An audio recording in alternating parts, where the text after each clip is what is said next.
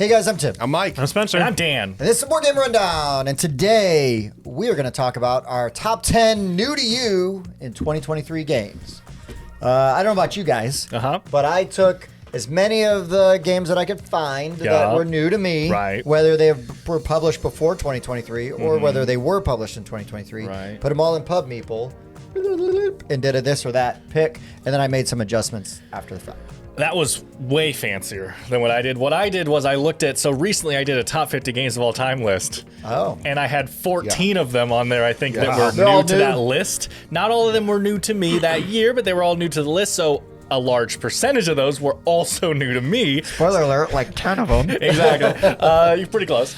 So I started there, and then I went through BG Stats, the app, and I looked at every game that I had played, and I was like, oh yeah, that was my first time playing that. Oh yeah, that. So I just used BG Stats, incredible app that keeps track of all your plays. So, so not only flag new to you games. Yeah, I have that off right now, but yes, it'll put the little new to you thing next to it there's as like a well. little symbol next to the play. So yeah, I didn't use PubMeeple either because we ranked our top 100, and I had 15 plus new to me games in my top 100. So spoiler, some crossover with our top 50. Oh, yeah. I mean, I went with which ones left the biggest impression on me. So it was like, I remember this one, this one, so this one, this the heavier one. games that fell from a high. Yeah. Big impression, He has an indent. Right here.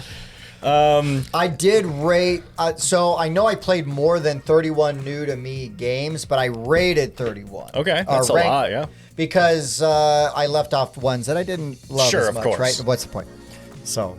Yeah, and we've decided not to do 2023 releases. We made this decision last year because we don't get to play every release every year. There are thousands of new games that come out every year. We think there's just as much value in talking about games that we played for the first time in 2023. Yeah, it's also, it would be a third list of crossover as well, because so we do our top 50, so games that are new to us in 2023 that we really loved will be on there. Then we do best games of 2023, or sorry, new to us games of 2023, which has some crossover there. Then if we also did that one, there would just be so many lists of crossover that let's just narrow it down. And maybe, you know, on our website or even just on our Discord personally, we could just say, you know, if you guys really want that information, we could just say that somewhere. But it doesn't seem like having a third video of the very similar topic. Yeah, put in the comments. Yeah. And I'm looking here too. Out of my 10, 8 of them are 23 releases anyway. Exactly. And 2 so of it's them basically this list. 2 of them are 2022 releases. So, and we're very late 2022 releases. So for the most part, these all came out within the last year anyway. I didn't check to see if the ones that I had put in have actually been published yet. Oh, sure. All mine are good. I think they have. But yeah, that happens. I didn't like we check. will call you out and drag you over the coals. Yes, but, we'll mention that when you get to them, and that's fine. The last thing I thought was really cool is because of using BG Stats, that means that not only do I have the games, but I have the date and the people I played it with for the first time, which I just think is cool. And the scores. I didn't. Mine was the highest on all of them. But amazing. But I did, to Spencer's point, I did try to stick to games that were already retail releases. I didn't go to some that we did Kickstarter previews for. To that point, we'll probably do a anticipated games for 2024, and you'll see a lot of stuff we previewed. All of my games are out.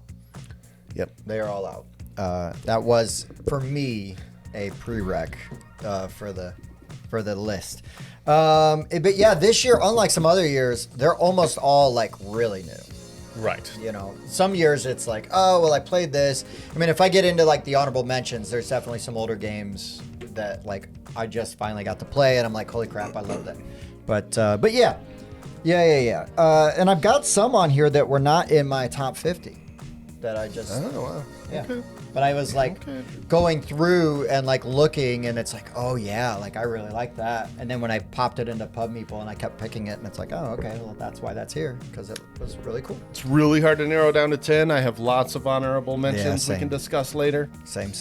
So without further ado, let's get this. I got a few stats I'll throw in here. Oh, okay. I'll wait till my pick. All right, guys. Well, let's get started with number 10. Wait, number one? Number one. We're going to go backwards. We're going to give you our best one 10. first. No, it's the number Mullet 10. Show. Party in the back. Hold on. We'll get it in post. All right. Hold on. Dan. Before What did I miss? I'm just doing a classic Picard face palm. Yeah. Last week, I wore a hat on the show for the first time. This week, I'm seeing Dan in a hat for the first time ever. Crap, I didn't get the memo. I don't know why we're, let's do this in the video. I hate wearing hats. I think I look terrible in hats, but also, I don't like my hair right now. So Mine's too long. Neither. I've been wearing a hat on this show for 4 years. And finally, other you guys I are coming simply around. am too lazy to brave the elements and go get my hair See, cut. I like hats, but most of them are fancy hats and would not work. I wear a fedora. I just don't own a nice one. Fair enough. Okay, so let's start with number 10. So before I get in my 10, my numbers here. So, all right, I've been religiously logging my plays for a while now. I played 133 new to me games this year.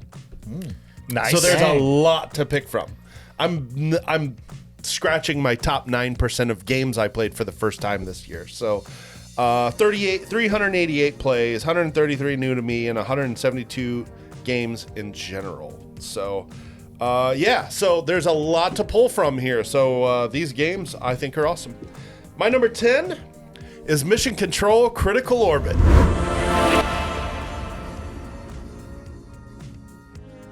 Oh, yeah. Our buddies from Third World Studio, designed by Donnie Coleman and Corey Andalora. This is a fantastic game that is a real-time cooperative game where you're trying to save one person, where everybody's doing a completely different minigame. And I love the variability in this game because all of the minigames are very different from one another. And so one game you may be doing a polyomino puzzle, and another game you're doing a Sudoku, another game you're kind of adding numbers and trying to reach certain sums. Meanwhile, you're doing this to help out the Ethernaut, who's kind of doing like a pipe dream kind of puzzle. You remember that old game called Pipe Dream? That's what I kind of compare it to. If you got a better explanation for what that mini game's called, have that. It was a Nintendo game called Pipe Dream. Yeah, I remember that game. It's that. Yeah, there you go. There's been some mobile versions of it. Pipe dreams. Yeah. Anyway, it's a fantastic cooperative game. Tons of communication. It's timed, so it never goes more than 20 minutes. We were exposed to this game in 2022 at Gen Con when we played it in their booth.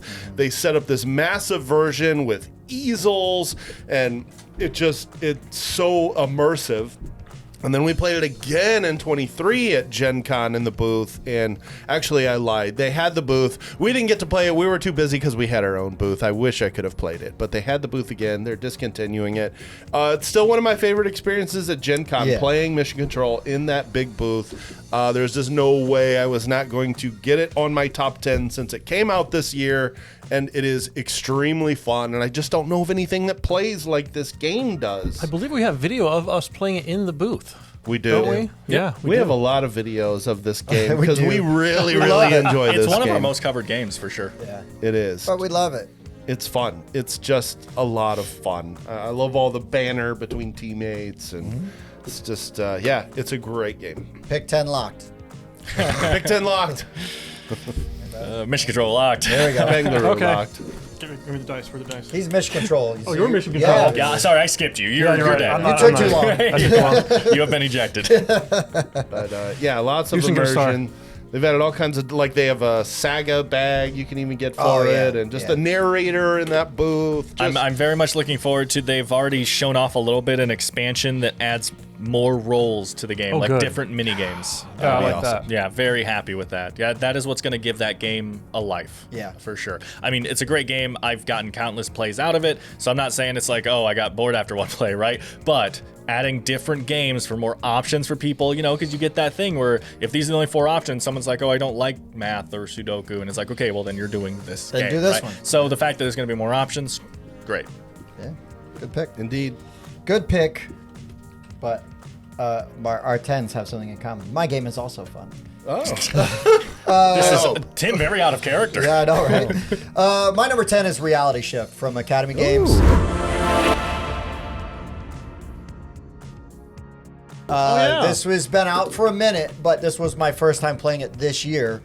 And again, so this game is like Tron Light Cycles, and you're playing on these magnetic cubes, and all the cubes make up the board. and then you have a starting point and then the exit point. Everybody's trying to race to the exit.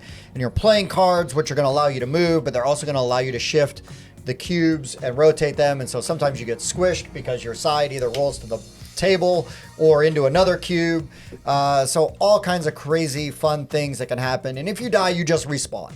But you can, I mean, I've seen it where people have effectively moved the starting point or one of their checkpoints where they can restart at really close to the end. So then people then are playing cards to flip the cube with the exit like face down so you can't get to it, and then you've got to play stuff. Nice. And even with all of that sort of like keep away from the leader, sort of thing, the games don't go on too long. It's quick. It's relatively easy to teach, and it's pretty straightforward. And I've gotten a lot of mileage out of this game, and I think it's super fun and enjoy the hell out of it. Yeah, you can have like the sudden winner where you had no idea what was going to happen. Suddenly, boom, they won. Oh, okay. Then we had the first time we played, we were at a convention. You're at Gen Con, I think. It turned into just how badly can we crush each other. It was so fun. Literally crush each other. Well, and then again, you won in the end, but it was so fun. There's variables. All in a day's work. This game gives you, variable setups, all different kinds of things. I love what the board adds. And the cards. Yeah, and you get the deluxe version and you get more cubes. And then like we played one time on this huge, like we made a big U, and you start up at this end of the U and you've got to get to this end. But by the end of the game, which was only 15, 20 minutes. It's not a U anymore. It did not look anything like that. And if you drop a cube like off the top of that, it just rolls all the way down to the table. And then yes, there's a board on the bottom, which then you can use. It's just crazy. Just so many options, so much room for replayability. Again, light enough that you can teach relatively new gamers. It has amazing table presence, which is really fun. If you're at like a meetup or a convention, people are going to walk by and be like, what? And again, if the game goes really fast, re-rack, play again. I mean, it's really pretty straightforward. Just the fact that it's a 3D racing game and you can manipulate the track. Yeah. There's just really nothing quite like that I've seen. Yeah, it's baller. I love it. I love it. Good pick. Thank you. Okay, my number 10 is a little funny, and I forced myself to put on the list because I thought it was really, really funny to me. So this is by far my most played game. By far, my most played game of last year. We are Board Game Rundown. We have a lot of sister channels that cover other topics. We have Magic, Pokemon, RPG. There's a lot of different things. Lorcana one now? We're doing a Lorcana video. I don't know exactly what's happening. My most played game of last year is not a board game, but I'm including it on this list because of how much time I got out of it, and that's Pokemon.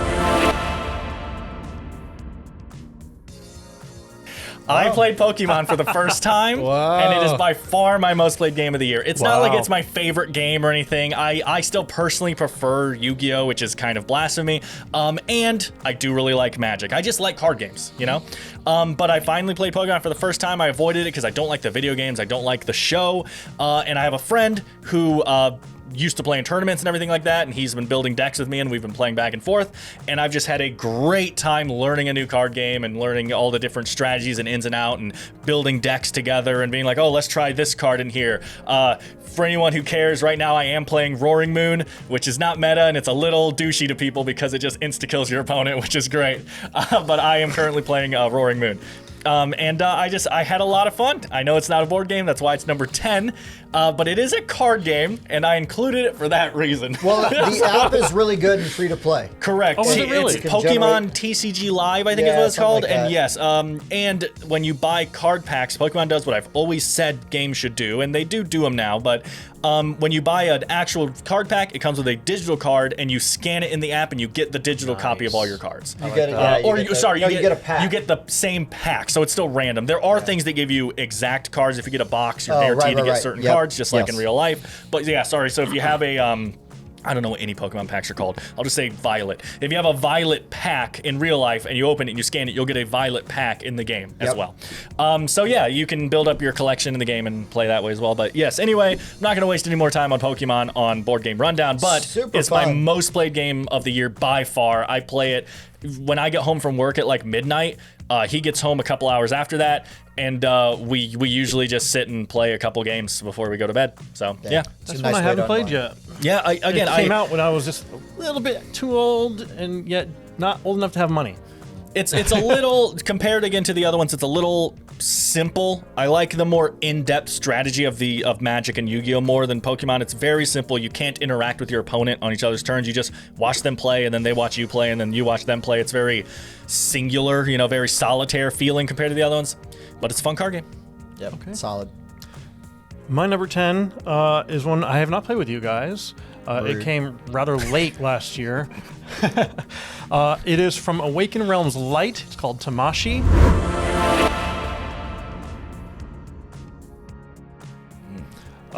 Its working title was Gaijin, and they were told that they weren't allowed to use that. I like that game. It's a storytelling game. It's a card game. It's also got tiles. So as you're going around the city, you flip the tiles over to see what district you're in. You're trying to avoid being traced. So when you stay in an area, or when you move through an area, there's like a tracing, I don't remember what they call it, but a value. And so you have a little tracing value on your board. It goes up the more of those you go through. And at a certain point, you're going to get attacked by a robot that just follows you around. And if you stay in an area, that value is higher because it's easier to trace you. Sure. Nice. But you have a board. It's got a puzzle, kind of like a puzzle. You're trying to make certain patterns so that you can activate different programs and things like that. So as you're trying to get these programs going, you're trying to avoid being caught. You're trying to figure out the storyline. It's all these things coming together at once. You level up your character. If you die, you go into another body, kind of like Ghost in the Shell. And so there's like a body market, and you can buy this body. So yeah, it's really cool. It's campaign style. So as you're playing the next game, you've got a leveled up character. I very much enjoy it. I want to keep playing. Sorry, is it single player only? No, it's not single player only. He just 1 to 4. Yeah. Okay, I wasn't certain if it was single player. I've been playing it with my daughter, but I couldn't remember if it was single player or not. Yeah, she has better company than us. So. Yeah, that checks out. Well, she's at home when I'm at your house sometimes. Sometimes. When Very you don't rarely. know. I don't know much about this one, so I had to look it up on BGG. It says it has deck, bag, and pool building. Yes. Is it deck indeed. building? Not deck building. It's a bag. Okay. That bag, you're pulling things out, and that's what you're putting on your board to try to make the programs, so you can change how likely you are to get certain programs and things like that. Very cool. And there are dead ones that go in there, so you're like, well, I don't want that. Classic. Okay. BGG combines all those into one mechanic. So right. So then you go, which one is it? Yeah. Of course it does. Love me some bag building. I'm interested. I'd love to bring it and play it. Nice. All right, on to number 9.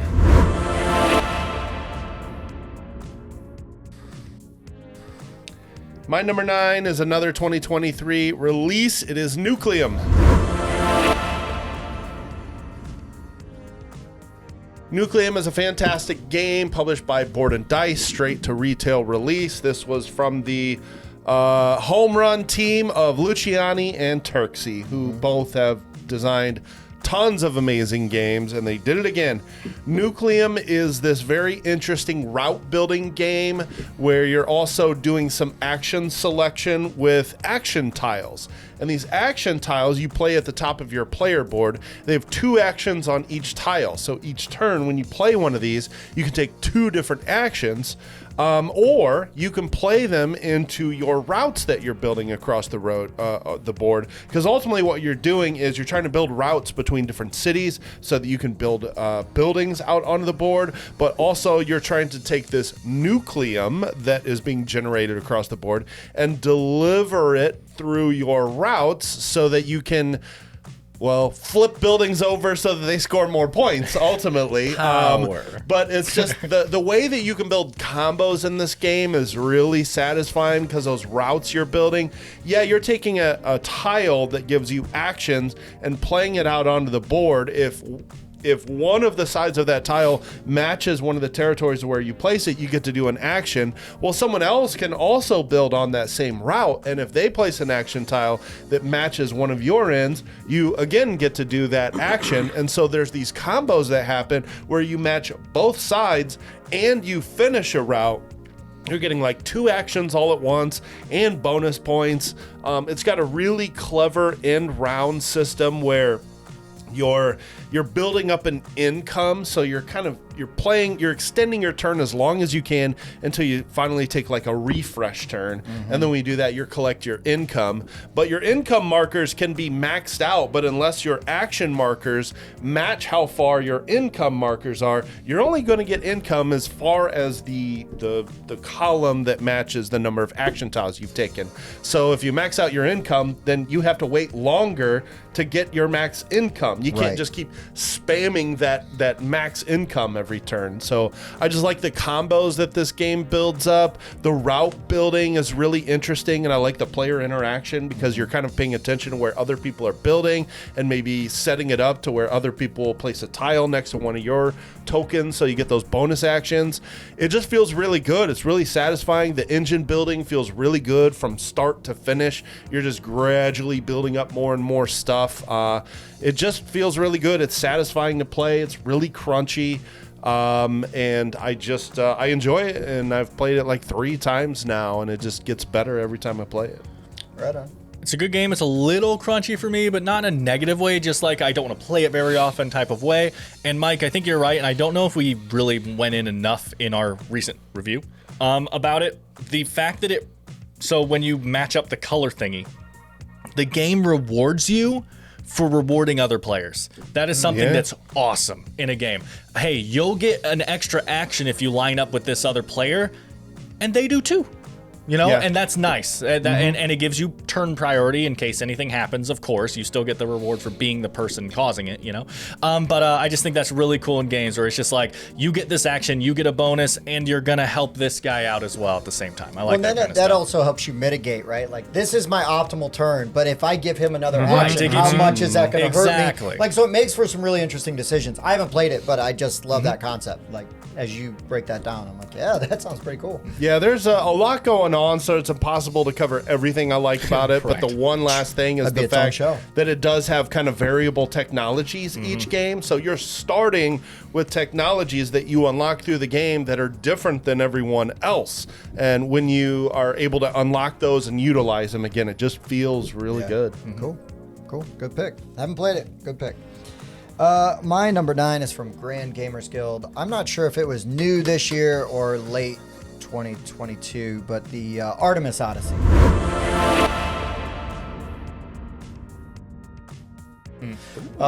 So in this one, you are going out and you're basically exploring, but what you're doing is why am I blanking now? I'm drawing a blank.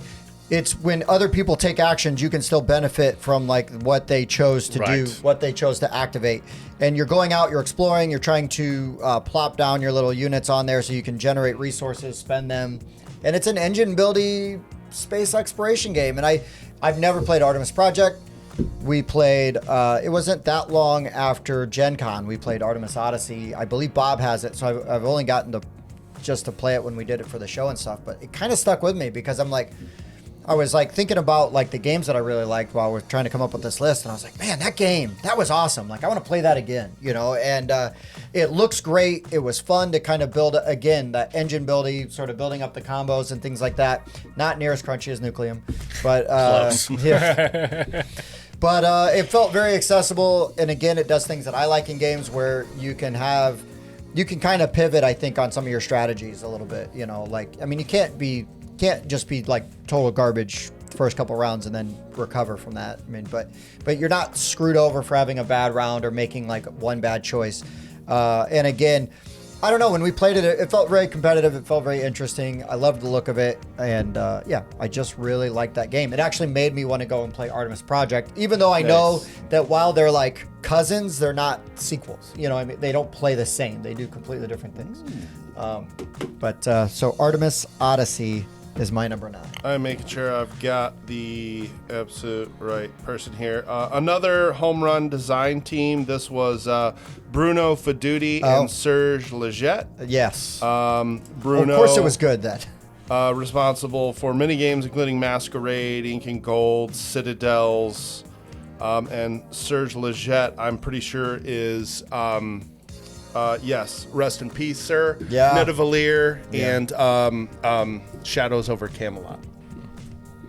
Lots of good games there. Mm-hmm. My number 9 is So Clover.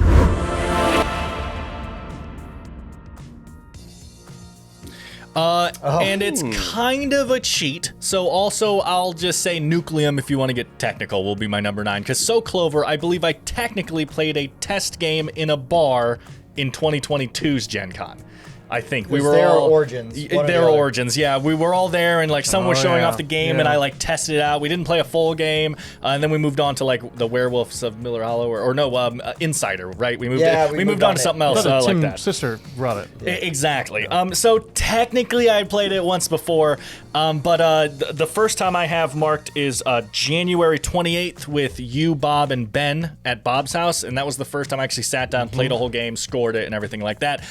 So Clover is a party game where you have square cards that have a word on each side, and you randomly put them on this clover shape, and then you have to write a clue to connect each of the links of cards together. Then you put those cards face down, shuffle an extra one in, and you flip over your clover, and there's just the keywords on it, and everyone else has to work together to figure out where the cards go, rotate them, put them where they go. Yeah, that's fun. And depending on how many takes it gets and everything, you get points, and then you go around the table a couple times.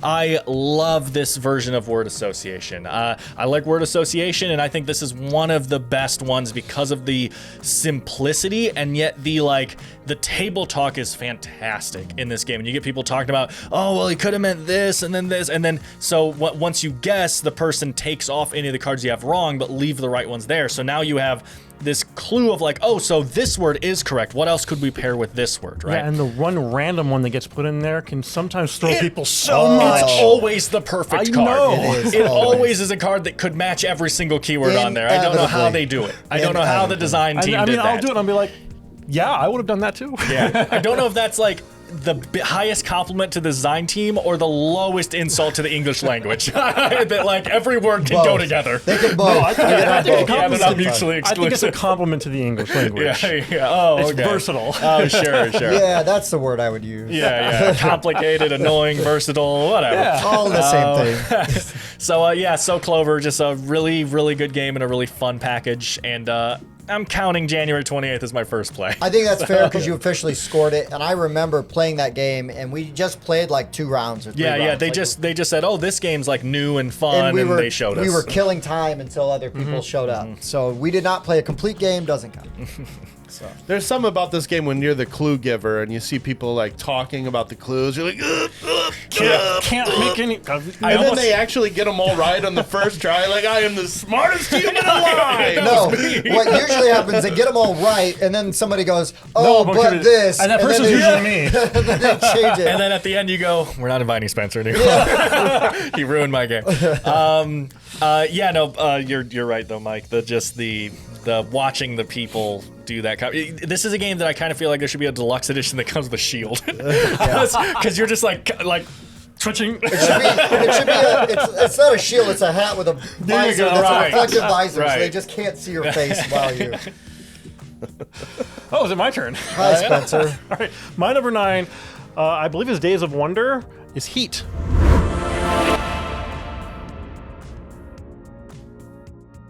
Yeah. I haven't heard of that one. This will show up later. I don't think this will show up on anybody else's list. Why's everybody looking at me? Is it Heat Pedal to the Metal, or is it a different Heat? Or is it the Al Pacino, it's Robert De Niro? Yeah, Michael Mann film. No, it's Pedal Metal. I'm pretty certain that's it. The racing game where you're going around the track and you guys are all going to cover it. Yeah. You guys are going to do better. But as you go to a certain point, my favorite part of it is you can drift behind someone. So part of the strategy is going around a corner knowing if I cannot quite make it to the corner, the guy behind me isn't going to then zip ahead. Right. And that part, that got me in one game. But it's very fun game. It's a racing game, and I really like the heat aspect of it, where you can overheat your car and can or always will. Always will. What's funny is I'm trying to figure out if I got to play this with you last year. I can't remember. Out of the I remember we played 77 Origins, times you played it. It was convention. I believe I played it at Origins late one night. We started at midnight, and after that we played another one on my list, and I don't remember what time we ended. It was so late. Foreshadow. Nice. It's an amazing game. Yeah, and the not drafting. Is drafting kind of building? There is at the beginning. Yeah, at the beginning, yeah. If you with the advanced stuff. If you do the advanced stuff. It makes for a very fun game. There's lots of versatility, replayability. Yeah. Expansion coming out. Oh, is there really? It's been announced. Pre-orders are available. Heat, Heavy Rain. Ooh.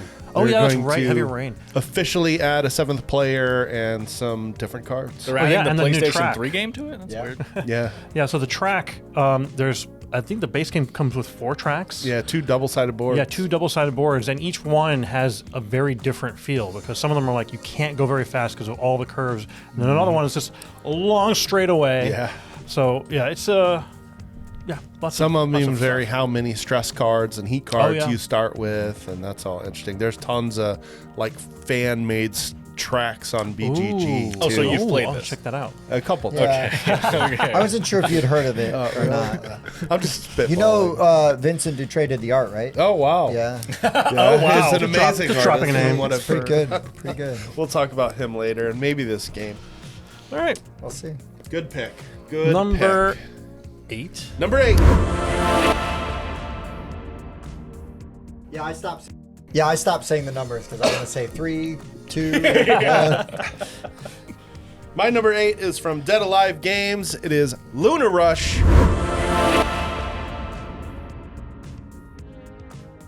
Lunar Rush is a fantastic game designed by Skippy Brown. That's what he goes by. And this is a economic game where timing is extremely important.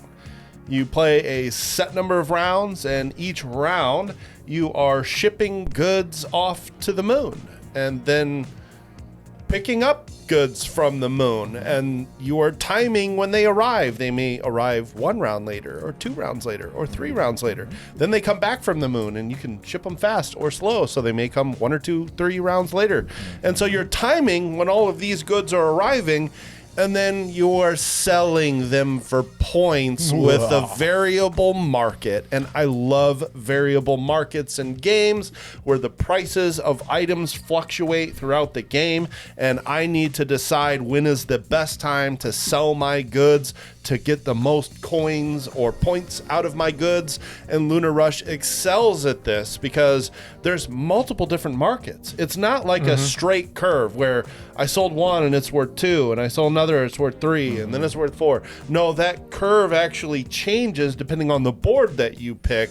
There's multiple different markets that changes the fluctuation in the market as you sell and buy more of these goods.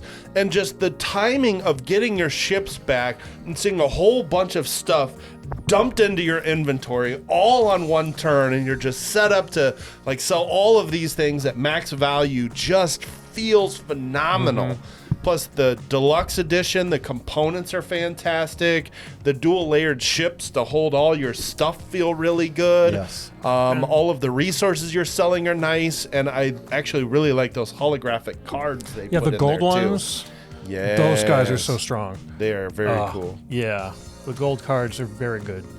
Yeah, Lunar Rush, I just feel like has absolutely been slept on. It's a 2023 release. It is I should have put it on my list. It'll be a quiet. It'll be a very quiet ranked hit. way too low. Oh, it should be. If you, I am. you can play this game in like 75 minutes, It doesn't and take long. you just get a lot of bang for your buck and the time investment that you play this game in. It's phenomenal, and just not enough people talk about Lunar Rush. It was a huge hit for me. Do your goods ever get lost in transit? Thankfully, no. Well, no. Okay, so it's science fiction. Yes. No, unless you time it wrong and you ship goods too slowly, the game can end The game before they ends get before you there. get No. Lost If in you do transit. that, there is a process That's for right. going through them. Yeah. You can still receive still them. receive That's them. right. Yeah. That's right. I played this in 2022 for the first time, and you're I special. actually didn't play it in 2023, so I just haven't thought about it. It was a really cool game when we tested it out, but I never got the full experience out of the game. We so got like the quick teach and like. yeah, I mean we played almost the whole game because it's a fast game. So Yeah, we did. But yeah, Yeah. it's fun. For everything it does play very fast. We reviewed it. I give it an 8.5. So Yeah, it's a very solid game, and I Very agree. good. More people need to know about it, but I will be part of the problem because I'm not going to talk about it on this list. But I agree with you. I think it's Yeah, it great. was a very good pick. So my number 8 is almost as crunchy as Nucleum. Oh, wow. Is it Nucleum? No, I haven't played Oh, Nucleum. I know what it is. That He's hasn't joking. stopped you before. I'm guessing. It's Potato Man. Potato Man is a Dan. Hold on to your hat there, buddy. It's a trick-taking game. Oh God, I remember. Okay, Potato Man. Yeah. But this game is. Did you play with us, Spencer? Yeah. So it's like you've got the Potato Man is like the low cards. You've got different suits. It's trick-taking.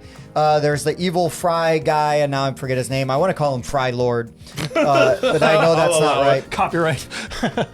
And those are the really high cards, but they can be beaten by the Potato Man cards. And the different suits have different ratings, and then you get different points based on the color of the trick you take, right? So green ones are worth different. And then Are the cards all different ways to prepare potatoes? no, Is they're that what all it is? just different anthropomorphic potatoes. Okay, because he said fry, and then so I was like, is a card like scalloped and everything? No, right? there's just- okay.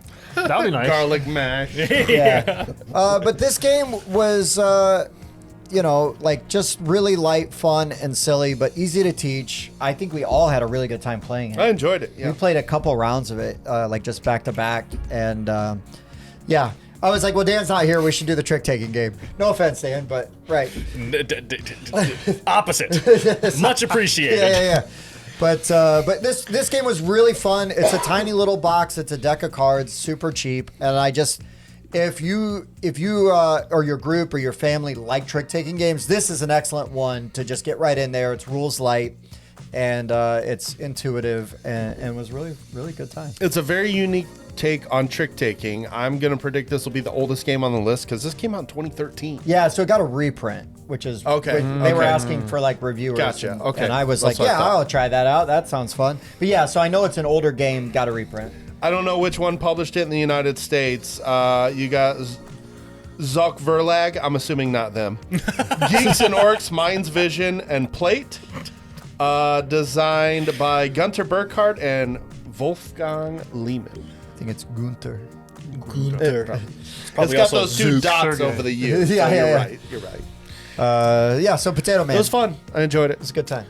My number 8 will definitely be mentioned later. Yeah. And that is Sky Team. Yeah, I knew that was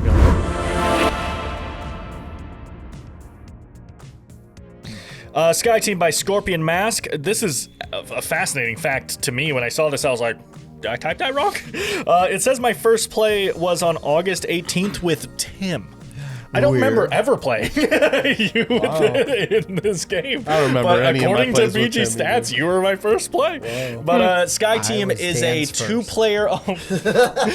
Sky Team is a two-player only cooperative game where one person is a pilot and one person is a co-pilot, and you are working together to assign dice to land an airplane under certain conditions. Bob taught us while we played. Is that what it was? That's what it was. Okay. Because I'm like, did I play this game? Yeah, I'm just like, I don't remember But I this at all. remember now. See, Bob, I remember Bob though. He's like memorable.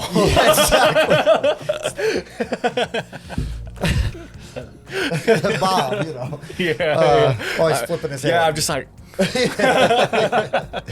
I'm sorry, please continue. I mean, that's it. I thought I summed up the game pretty well right there, and it will be talked about later. So, In depth. Scorpion Mask is a fantastic company. They have been hitting it out of the park. God, they're ridiculous. Yeah, and this was the first game when we were at Gen Con. I can never remember Gen Con versus Origins. We were at Gen Con, and we were actually pretty close to the booth that had this game. And it was the first game I walked past, and I said, I'm playing that game. It caught my interest immediately. It looked cool. Their presentation was fantastic. I watched a couple rounds of like them teaching it, other people, and I just like stood there, and I like went back to the booth, and I was like, hey guys, there's a game right over there. Like, I'm gonna be checking that one out at some point. And it's one of the only games I did check out. I checked out Witcher, and I checked out that. It was very limited, the games I was actually able to play while there. And yeah, I've played it a bunch since, both digital and real life. It's just a really, really good game. And I haven't played it yet. That's why it's not on my list. That's why it is on my list. Boy, that must sting because Dan's played it with me before he's played it with you.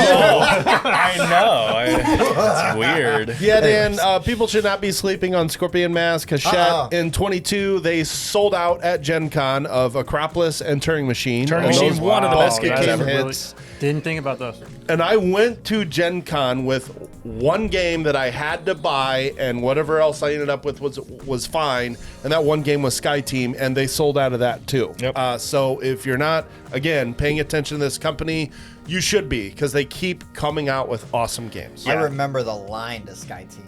Like I was walking around with you, and then we started to see the line form for Hachette, and you're like, okay, I gotta go get in this line because I want to get Sky Team. It was the first line I went to. I was like, I requested to work a closing shift the first day of Gen Con so I could go to that booth and get that game.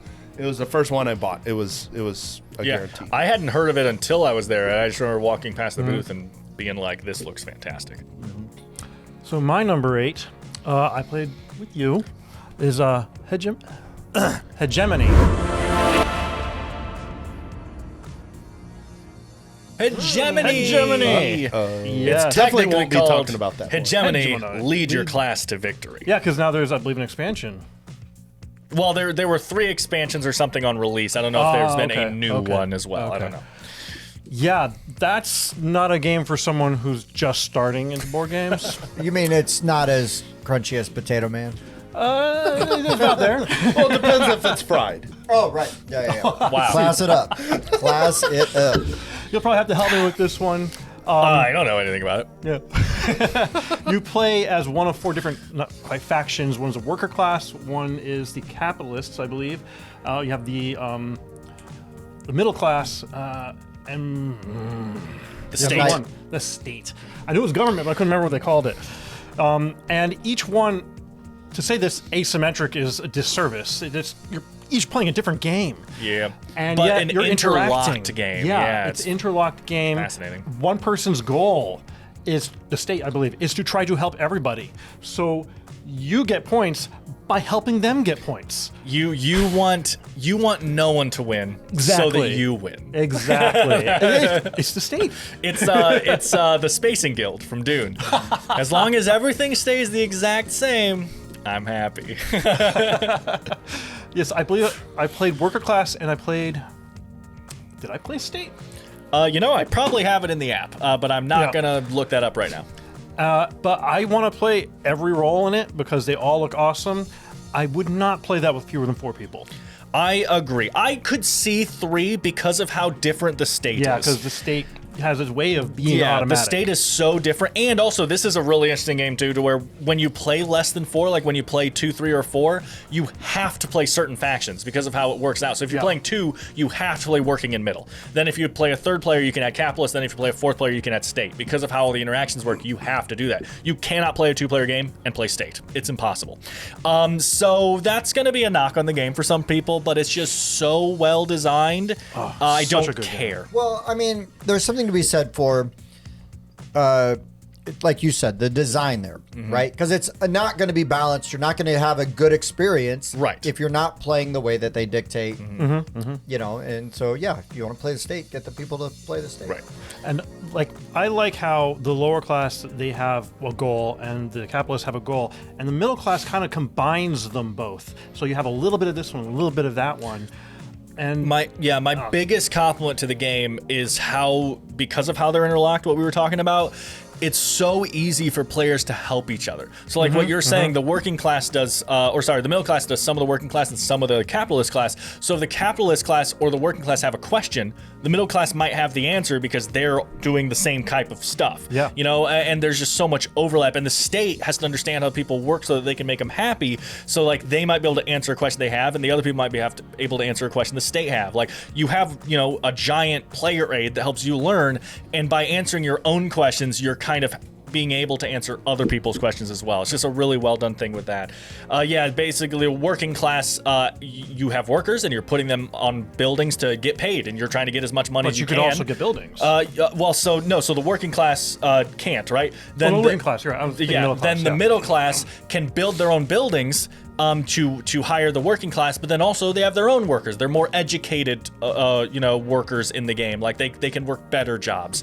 Then the capitalist class is the ones supplying all the fancy jobs, right? They're the ones going out there, but then they have to pay the working class and stuff to get their own resources. So you have to balance this. How many resources do I need to get points versus how much money am I sending out that could be points? And like we said, the state is controlling all the fiscal stuff and everything and trying to make everyone happy. It's way more complicated to explain the state. But one of the things I love about this game is although each one is so different, they somehow made them all balanced. When you're playing them properly, you're like, yes, it has the perfect give and take between them all. So I'm always up for playing that one, even though, it can go a little bit long. So the first time we played it took 5 hours. Yeah. The second time we played it took about 2.5 hours, which I thought was a fantastic gameplay for it. So. Yeah, and if you go further, I'm sure it'll get faster. Right. But even then, for a game of that level and depth, to be 2.5, let's just say 3.5 hours, like awesome. Just beautiful game too. The colors and everything they chose and the box design is a beautiful game. And it may be 2.5 or 3 hours, but it did not feel like 2.5 or 3 hours because you're always doing something. That game zips, so dude. That game goes so fast. Yeah. I'm glad someone mentioned it. Me. It's one I really, I'm sure it won't be on Dan's list. I really want to play this one. This was also a 2023 release, but this game is getting an 8.5 on BGG, and it's already up to 132. Which, given the thousands of games that come out now, it's really something if a game can get that high in the rankings nowadays. Especially because I'd be interested in how many rankings that's, because I don't think a lot of people know about the game. I just think people love it. It's getting a lot of high rankings. 8.5. 8.5 is amazing. Right. It's really high. But yeah, to the point on the weight, they have a 4.15 on there. Yeah, so. it's a little on the heavy side, but I kind of like those. Heavy, but I just think the player aids are that good. Like the game is heavy, but the player aids are fantastic. Yeah, they facilitate it. It's true. I would say it's between like heavy middle and light heavy, somewhere in there. Really want to play this. Something I really like, quick thing, is one of the expansions that came with it is a tiny box of cards there's like events that take place. Oh, that's right. And there's a little box that's historical events. Yeah. So the stock market crash of '08, like stuff like that. And so you get to see how you guys as the state and everything handle the crises and everything like that happen in real life. And I think that's a really cool idea that they did there. Like, hey, how does the working class handle this? How would the working class handle this if you were in charge of the working class, right? Like, I just think that's a really cool way of doing that. I want them to come out with a 1984 version. Oh, sure. Okay. Big Brother and the 4 different temples. I thought you just wanted like the year 1984. Yeah, no, that's what you meant. Great 100%. Year. Great year. No, it's like my favorite book. Just messing with All right, Mike. I think we're on to the next one. Number 7. My number 7, this is a 2022 release, another just super underrated game. It is Resurgence. Oh, I want to play this. Resurgence is from Half a Kingdom Games, which is designer Stan Kordonsky's publishing company. I believe this is the first game he released under that publishing company. And I feel like this game kind of gets overshadowed by Endless Winter because it's a bit bigger. It came from Fantasia. It also brought like $1 million on Kickstarter. And I think as a result, people are kind of overlooking Resurgence, and you should not. This is a fantastic game that mixes bag building and worker placement with a neat little planning phase where you're pulling these tokens out of your bag.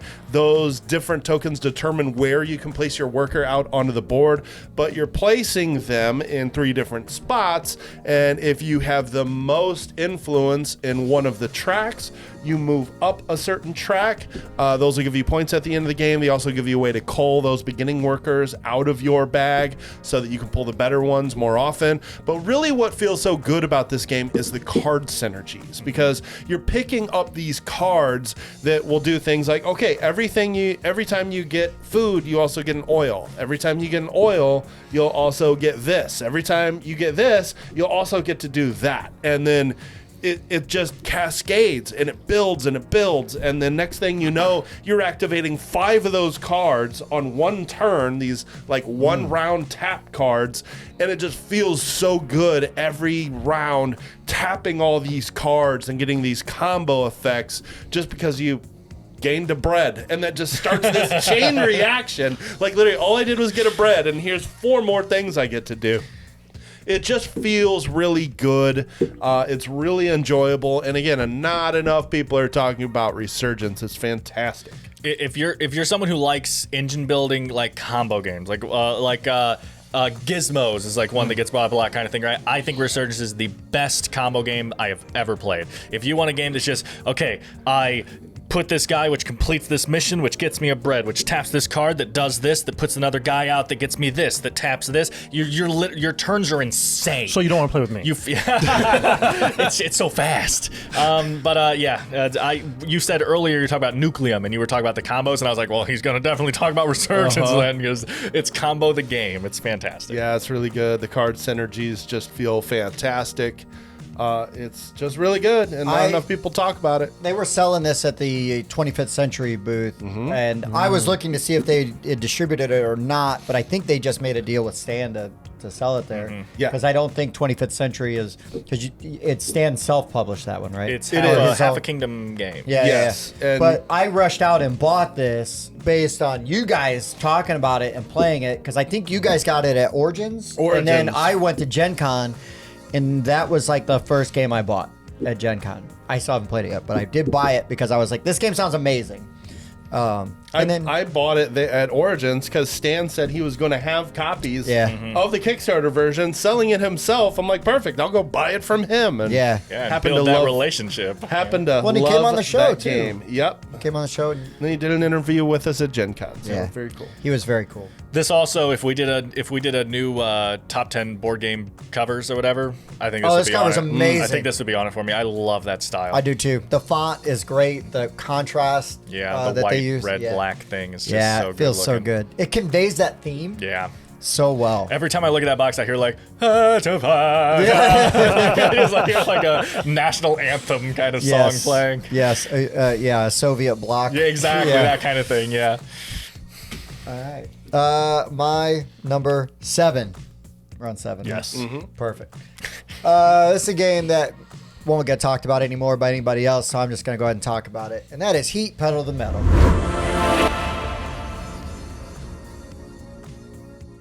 Again, amazing art. Now, I did trick out my game a little bit, like most people should do. Go got some micro machines, put it in my box. All the things Spencer said. This is a really fun racing game, and none of the things that Mike will say later on, because he won't talk about it. But this is a really good racing game. Really fun mechanics with the way that you are trying to decide how to use your cards. You add those values up, and you move that. You move that many spaces, but then you're going to hit those turns, and you've got to figure out, like, well, I can't go faster than that, or I'm going to take heat. If you take too much heat, you're going to spin out. You spin out, you stop, and you're screwed. And I love also the shifting up and down. Also determines how many cards you have to play. If you're in a lower gear, you can cool down. But if you're in that higher gear, you get to play a lot more cards. So you get to go fast. Very satisfying game. Looks great on the table. Tons of maps. And then again, with the drafting of all the extra components, like the things you can add to your car, just put this on a different level than some of the other racing games that I really enjoy, like Thunder Alley and stuff like that. But it's a whole different vibe. It's its own thing, and it does what it does very well, obviously, because everybody went nuts for this game last year, and they rightfully so. Now, don't overpay. They'll keep printing it because people keep buying it. It's available now. So, and again, they're not going to make an expansion and not give people access to the base game. So don't overpay. But it is an excellent game and was really fun. I won't go much more into it because nobody else is going to talk about it. Right. I am sad to say it will only be a 3-way crossover. My number 7 is a Star Wars the deck building game. And I wasn't sure when this came out. I just know that I played it way after you guys did. So I was like, I definitely played it in 2023. I don't know about them. Came out in 23. Okay. This is by FFG, and I don't have stats for this game, unfortunately. But it's just a really fun Star Realms next step game. You like Star Realms? This has a similar kind of thing, but has a more interesting market. and a more interesting theme. It's just fun. You're destroying each other's planets. You're building up blockades. You're sniping each other's guys. You're recruiting people, and you're fighting. And it's a really good deck builder. And it fixes your problem with the market. It's a fantastic market system. It can still lock up, but it's so unlikely. And when it does happen, you usually have an out. And if you don't have an out when it locks up, you probably deserve to lose. And I know it's like a rude thing to say, right? Well, but like if you're pulling so many bad cards that you can't snipe the market when it locks up, you gotta build better. But can you snipe the bases? I don't think you can. Can you snipe the bases? Yeah, one of them was you can't actually snipe them. There was no value to snipe. No, the bases are your That's how you win. Yeah. No, not bases. I'm sorry, I'm using the wrong term. You're talking about the capital ships? The capital ships. Yeah. Did they have snipe on them? I'm pretty sure you could take out the capital ships. Okay. You have to destroy the capital ships in order to attack. No, when they're on the market. Oh, when they're on the market. I don't remember. I don't remember. You can. I don't remember seeing anything you couldn't take out in the market. Unless you had a base that protected the capital ships while they're in the market. Yeah, sure. But I don't know. That's the only thing. You have I all just thought these that there was different... something that you couldn't take out. Because I remember trying to get Vader and him getting sniped, and then it was one time I was the Rebellion, and it's like, ooh, Han Solo, no! Yeah. But there are ways to go and get stuff out of that pile. Yeah, the Jawas, they're great. So, yeah. I would be like, oh no, he's dead. Oh no, he's mine. Yep, it has an interesting force mechanic to where it's kind of a catch-up mechanism, but you have to like create it for yourself with the force mechanism. Just really cool stuff. I like it. It was like my 13 when I did the rank. Yeah, honorable mention, 23 release, already ranked 296 at a 7.9. Very nice. Really good. Good pick. We got Spencer. We are up to number 7. What? My number 7 is actually a brother team that had made this. Cole and Joe Banning. It's Wizards of the Grimoire. Yeah, I've heard of it's this. a 2-player game. I picked this up at Origins, I think, and it is kind of like Magic: The Gathering, but not. So you have a market of spells, and everyone has 2 kinds of decks. You have your spell deck, but you also have this deck of mana, and the mana cards have a value on them. The confusing thing about it is you don't use that value for when you're casting spells. A card counts as 1 mana, but there are some cards that will be like, turn over the top mana, deal that much damage. So you want to keep like the 4 costs for different things.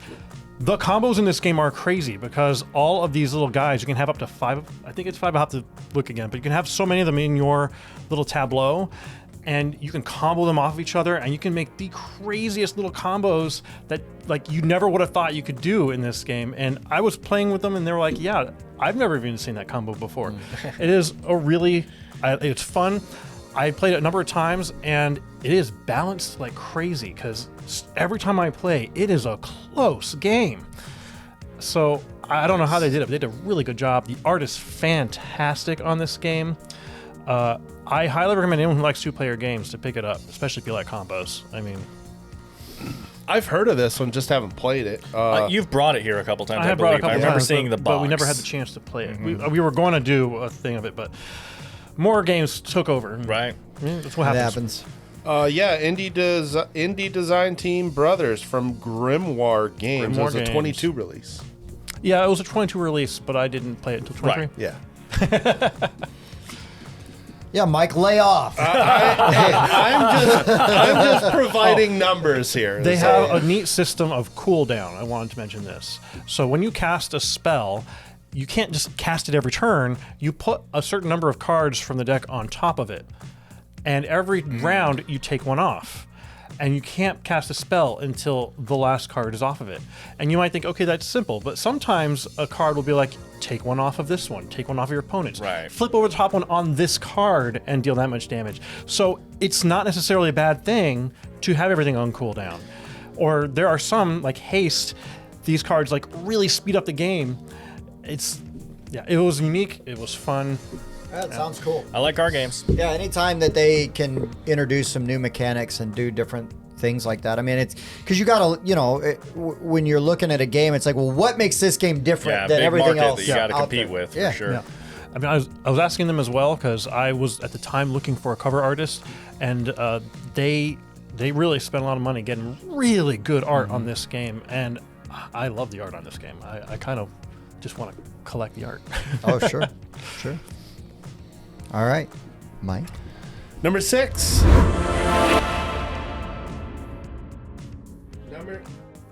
My number 6 will definitely be on some Game of the Year lists, and that is Earth.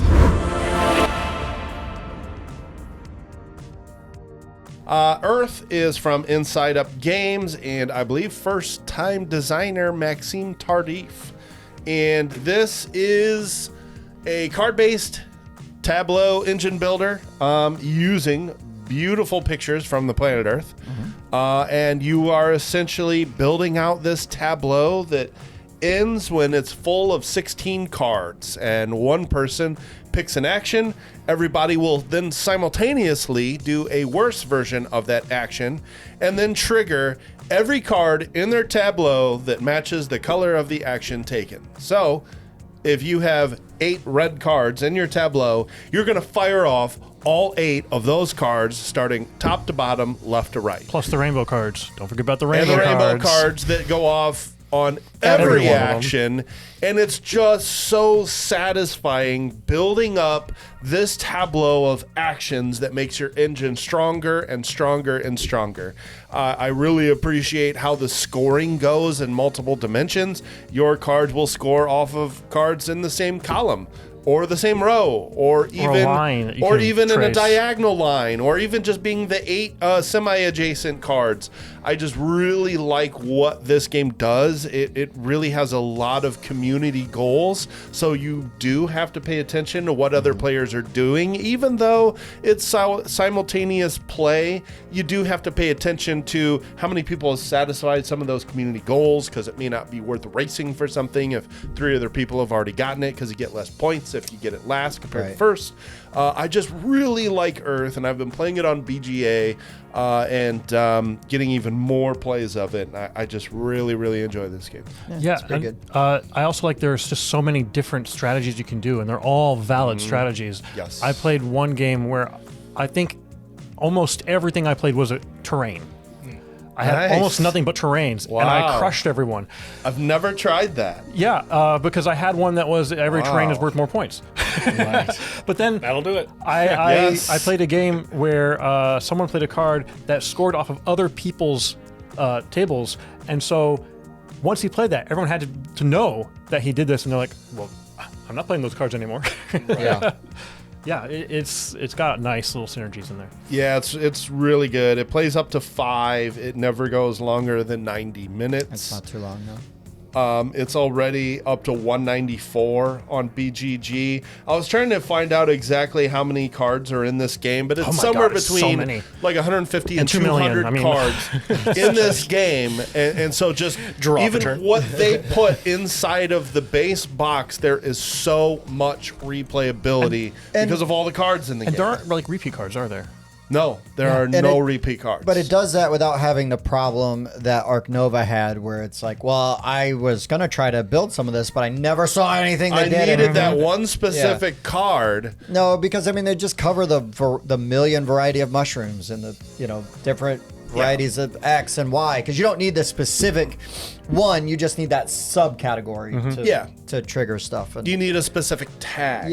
And the actions are repeated. You'll find lots of, I need one that does this action. There's lots of those, but they just kind of vary up the tags and everything. And again, fixes that problem that Arc Nova has. And I sometimes. prefer this over Arc Nova because I feel like Arc Nova has so many tags I've got to pay attention to that I kind of lose sight of like what I'm working on almost sometimes.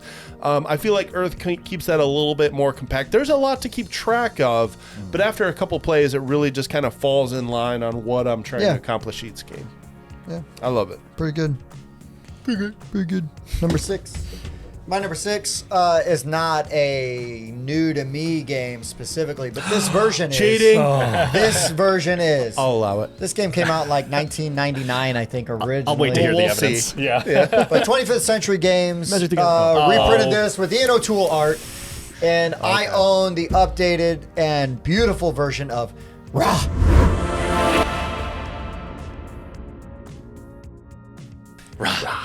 All I'll say is I did leave it off because I had played Raw previously, and it is basically the same game, but I'll accept. Basically, it's the same game.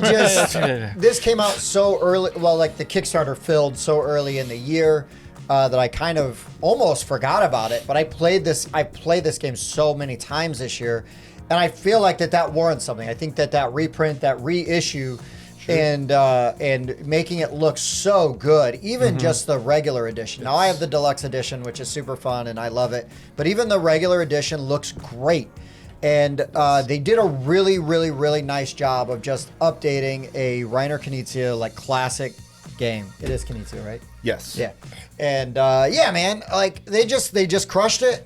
I was just very excited about this game, and then it did not disappoint when the deluxe Those was really wooden bid tokens. Oh, they are so good. Wow. Clunk. And I mean, that's a game you could just pull off, and then someone's like, "Yeah, I'll play that." This is the best bidding game ever made. Come at me. But yeah, Or change my mind. yeah. But this was a little bit of like blurring the lines, but I feel like that the reprint, they did such a good job. I just want to draw attention to it.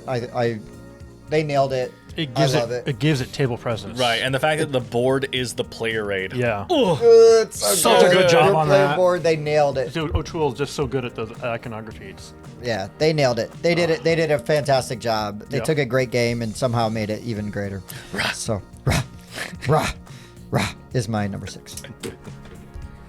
Oh, it's me. Yeah. I'm just looking at Mike. Hi. How you doing over there, Mike? Hi, Dan. My number 6, I can't remember numbers, is Halloween, the board game. Woo! This is by Trick or Treat Studios. I first played it on October 31st. Weird. With the Lollipop Guild. Hello. I actually just wrote The Crew instead of specific names because that's a different game. Yeah, it's a 1v mini hidden movement game where one person is Michael Myers, everyone else is the survivors. Michael Myers is trying to stab. The survivors are trying to live. They're trying to collect the children, get the keys to the car, and get out before Mikey kills them. It's just a really good hidden movement game. I love hidden movement. This is a fun one. I love Halloween. One of, if not my favorite, horror movie of all time. And they did a really good job capturing that feeling of hunting these people and them literally walking through a door and looking at a window and you standing right behind them just staring at them, and as the music goes, they just did a really good job, and it's a good game. Oh, just thinking about this game stresses me out. I love it in the best way possible. It's also the best Dead by Daylight game ever made. It is 100% that as well. Yeah, man. Sorry, Level Up Gaming or whatever your company's called. It was okay. It's fine. No, Trick or Treat Studios. This is an Emerson Matsuuchi design game. Yeah, man, I never remember that because Matsuuchi has done so much, and I never remember that. Tons of stuff, right? Like notable stuff too. But yeah. Might get talked about later. Yeah, I figured. By Spencer. No, by Spencer. Yeah, that's what I figured. Getting hot in here. It's that I love that Austin Powers thing where he's like, God, it's so stuffy in here. People should leave. No, not you, henchman. No, not you. It's just no to everyone except one person. Yes. I love that so much. I got a whole bag with your name on it. Yeah. My number 6 is another 2-player game that I picked up at Origins, and it's probably the game I've played the most this year.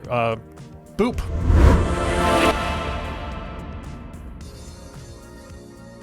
Oh, yes. Yeah.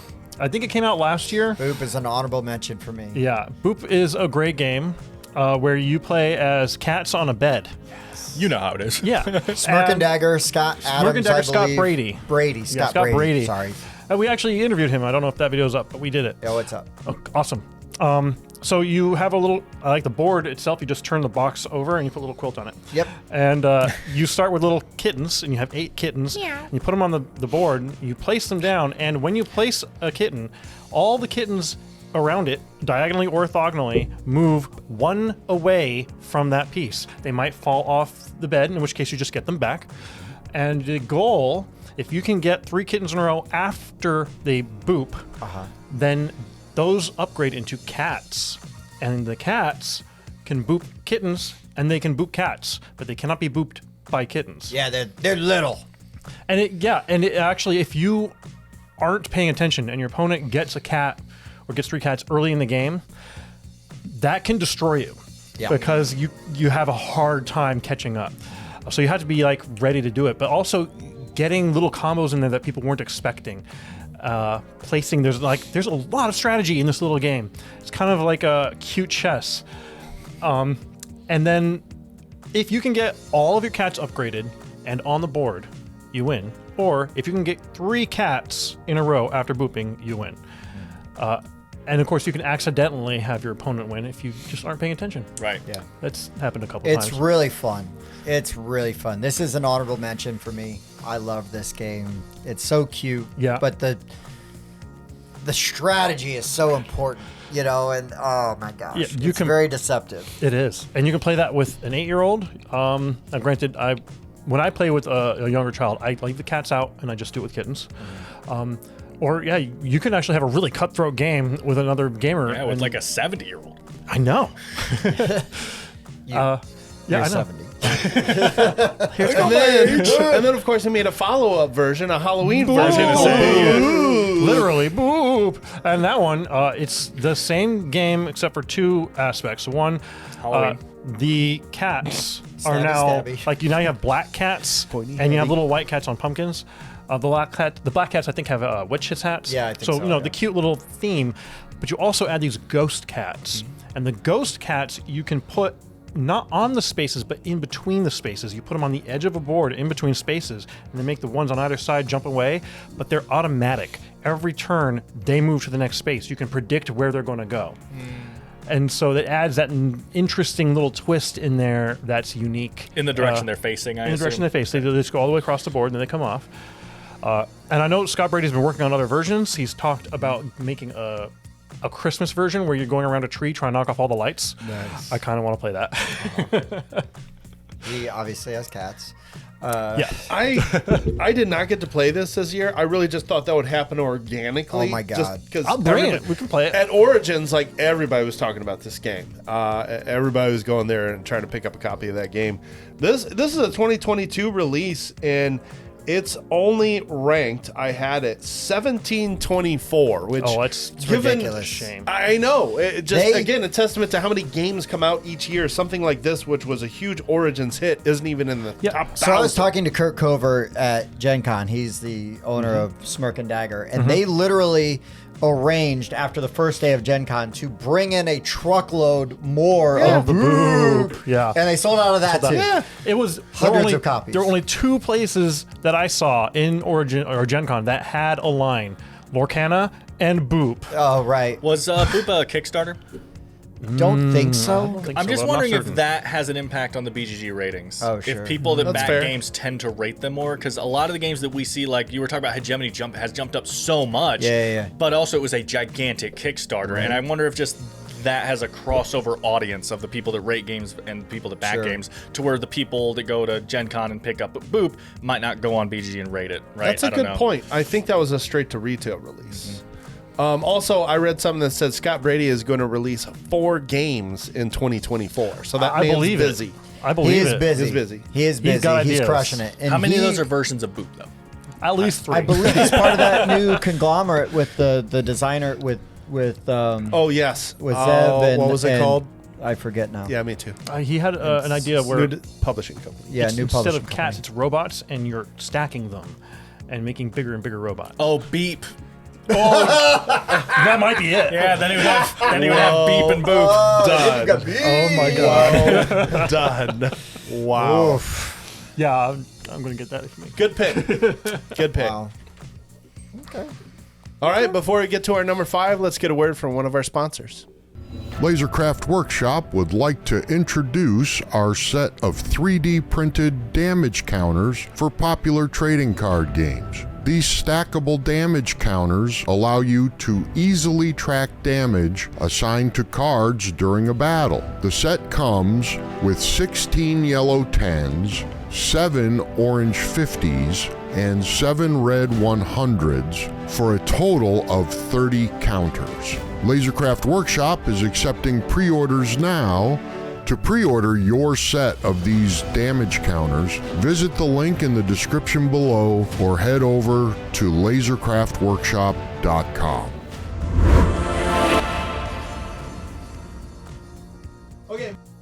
Okay, my number 5 is no surprise if you follow what designer I like the most. It is Marrakesh.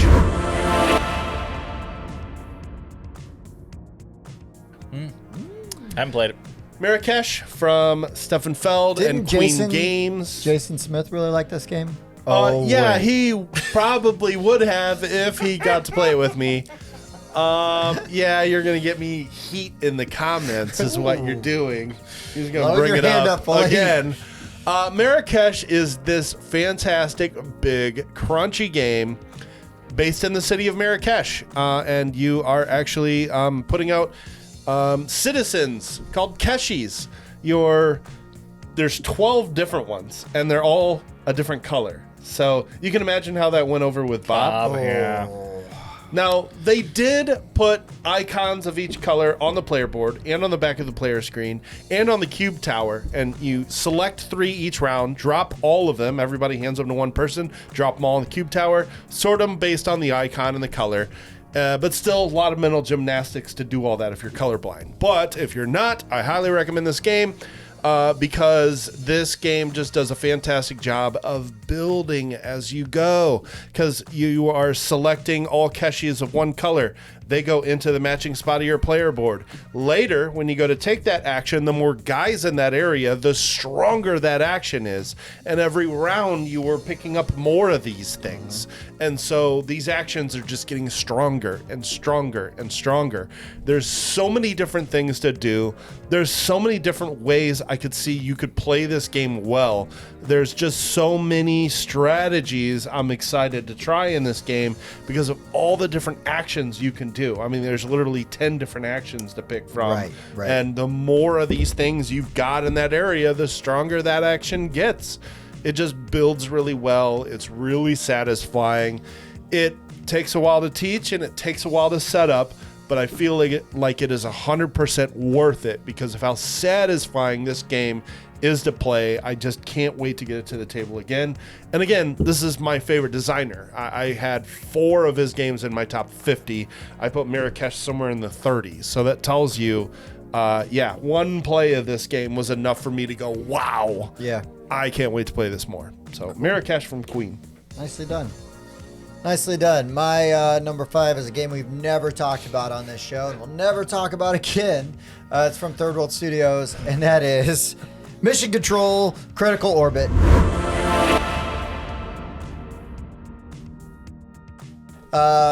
So now that's Mike and Tim are both locked in. We're locked in. Okay. See, I didn't put that on because we played it the year before. Well, wasn't out yet. Wasn't out. I guess that's true. You know what? I'll get to it later. I have an argument for this. Listen, this game just came out in 23, so that's why I get to talk about it. But this game's awesome. It's super fun. I love the tense co-op nature of this. Like we said already, everybody's working on different things. It creates this atmosphere. Mission Control locked, Bangalore locked, like everybody's going through. Houston locked, everybody's, and it's really intense. It's really fun, and you're like stressing over just a couple of numbers. Okay, the Ethernaut is such a challenging yet really rewarding position to play. Do not let somebody on their first go play as the Ethernaut. I don't think you're right. So I think you just said a second ago was funny to me because you're right. I'm not into sports, so obviously a sports argument could be made for this. But I've never seen someone get so emotional about hearing the number 4 said out loud as I have in this game. Yeah. Someone goes 4 and someone goes, "Oh, I can't use a 4." Yeah. It's like, I love it. In this really tense, compact game, it just generates all these emotions and real tension, and it's just a lot of fun. They did a really good job. Great job. The art looks great. Yes. The giant experience was incredible. Like Mike said, one of my favorite Gen Con experiences of all time. Just what a very cool thing to be able to do and participate in. But I mean, they supply the code in the rulebook for you to be able to make the giant version yourself. Yeah. So they know that you're gonna love that.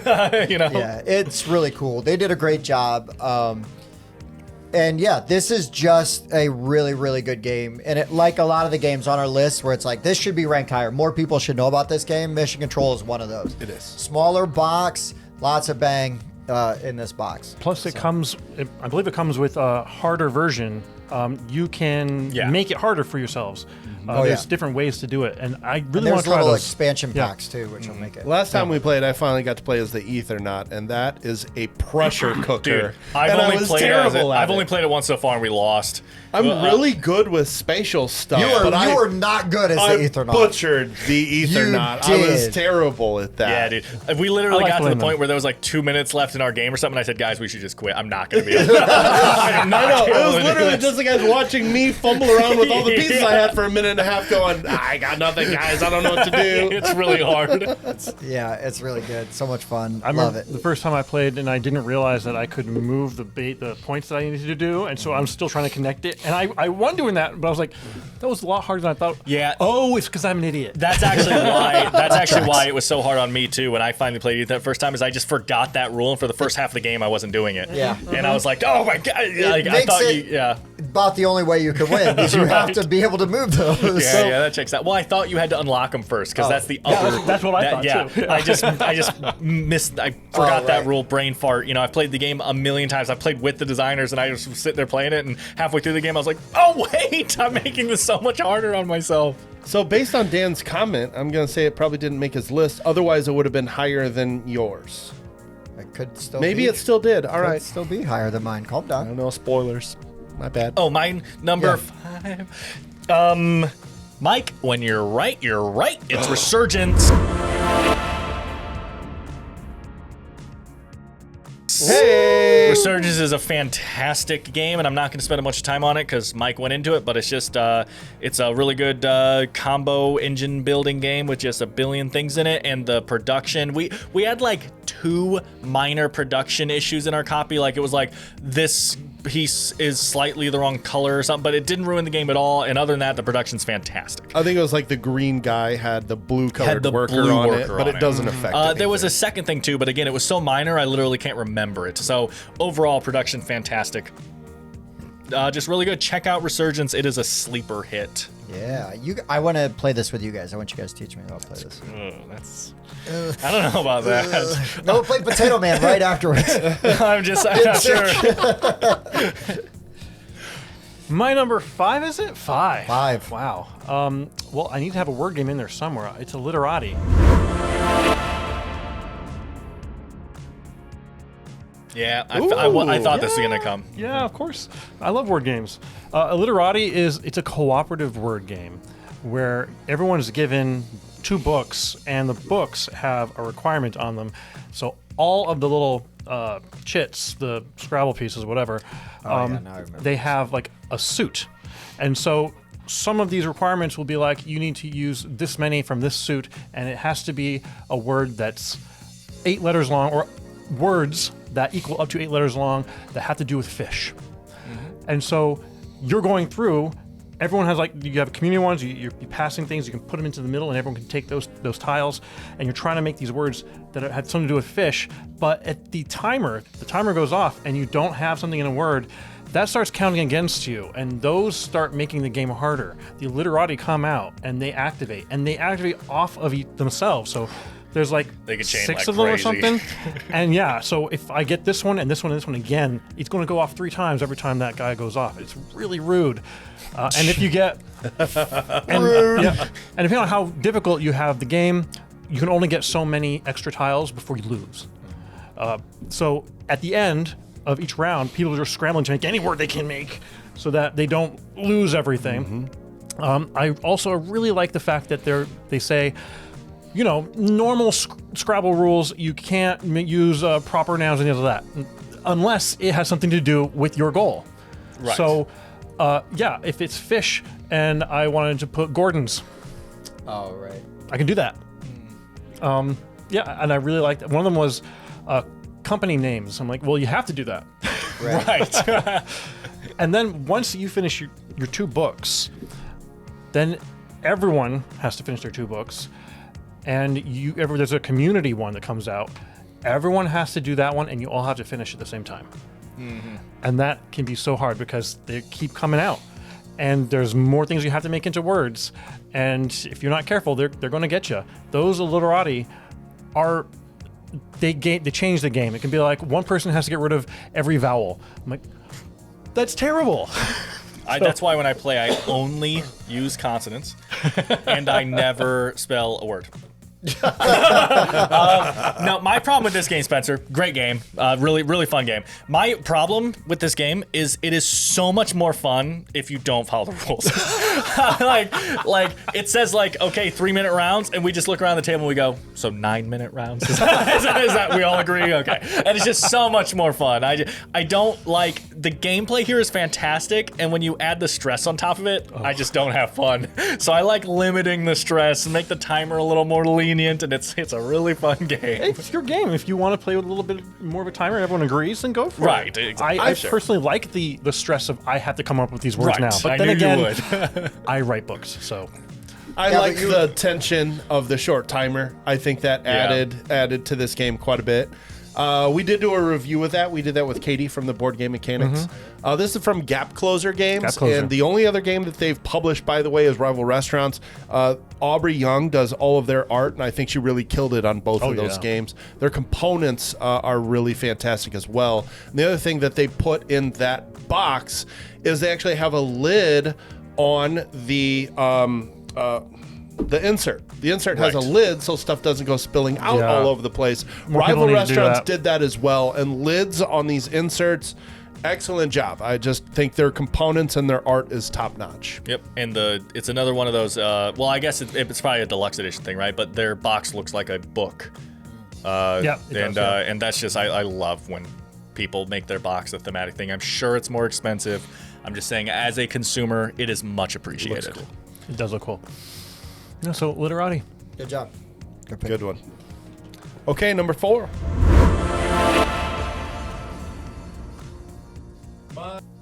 My number 4 kind of took a few of us by storm this year. It's from Panasaurus Games. It's After Us. I'm going to say this designer's name because I don't think of all the times we've talked about this game, we have once mentioned this designer's name. So allow me to goof it up first. Florian Serio. Nailed it.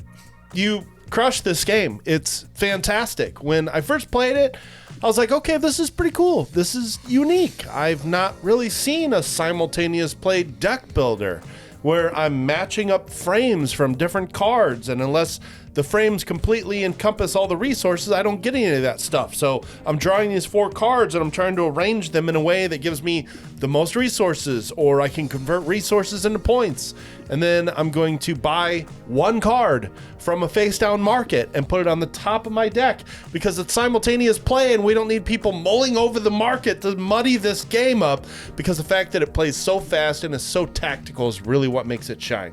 You can play this at 6 and you'll still be done in about 45 to 50 minutes. As soon as somebody hits 80 points, that's the last round. And so you're really just building up these engines to score points, but you're starting with a very basic deck. You're buying cards that give you more points or more resources or ways to call beginner cards out of your deck. And it's just a really satisfying tactical game where every round is going to give you slightly different options, and you're just trying to determine how to use those resources and those frames the best on that one specific turn. And it's amazing on Board Game Arena. That's why it shot up so high for me. The fact that you don't have to, like, okay, I get a black and a brown from this one. Okay, or a blue. There is no brown. Okay, I get a black and a blue from this one. All right, 2 blacks from this one. All right, then blue from this one. Okay, I get a point for this one. And on BGA, you're just kind of like click, click, click, click, click, click, click. Okay, there's 5 points and 7 resources, you know. But it is amazing. It's worth buying. The Vincent Du trade art is incredible. It's amazing. And it shines online. I think they really did a good job with that implementation. But the game's awesome.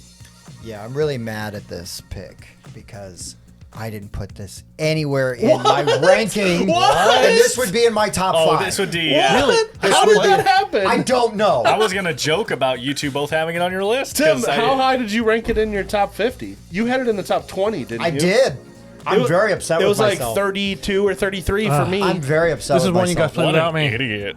Seriously. I didn't play this one. This game is amazing. I love this game. I don't understand the crazy hype for it. It is a good game. I'm not trying to say anything about it, but like the hype for this game is like, it's the best thing about it. And I'm just like, oh yeah, it's a fun. I don't know game. a whole lot of people hyping it up other than us. Yeah, that's what annoys me. It's you specifically. No, that's what I'm saying though, is obviously within my group, my anecdotal evidence, right? It's just like people freaking love you, Bob, and me. Well, you and Bob, like all freaking just love this game. And I've played it 2 or 3 times. I'm like, yeah, no, it's fun.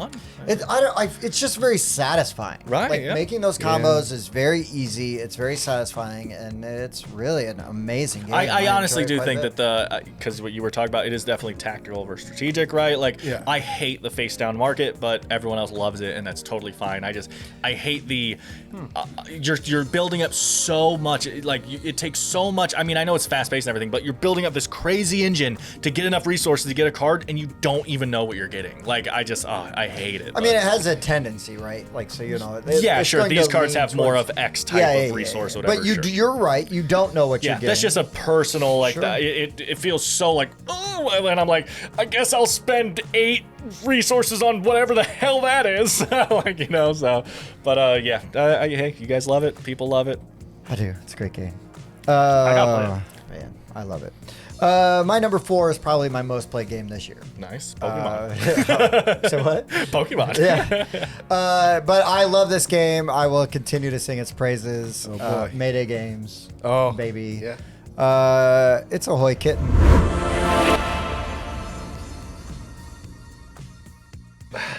This game is so stupid. It's so much fun. It is a lot of fun. It like the tension, the laughter, you know, with the pointing and all the stuff. It's just, it's very simple. It's very breezy, but I've gotten a lot of mileage out of this small box game. And again, sort of like talking about mission control, like all the feelings, all the emotions. As you're like, okay, I'm gonna point. I'm looking at Dan. So Dan's looking at me. Is he gonna point at my thing? No, he's gonna point the one over here. And then it's like, no, you know, it's like I should have covered. I go. Yeah, it's like tricked you. The mind games of this I actually haven't played this. Are so much fun. Like I said, it's very silly, it's very light, but it's an amazing game and a really good experience. And that just goes a long way for me. I play this game with anybody. One of the most bitter gamers that we're friends with in our group loves this game. Yeah, he did. He bought 2 copies. He did. Yeah. He did. Wow. It's like I never would have seen that coming. No, he likes, you know, heavier games, you know, and even joked about how there's too many cat themes in games. Yeah. And then bought 2 copies. Bought 2 copies of Ahoy Kitten. You know who you are, Chris. You know who you are, Chris. Charwood. But this game's awesome. It's super fun, and I love it.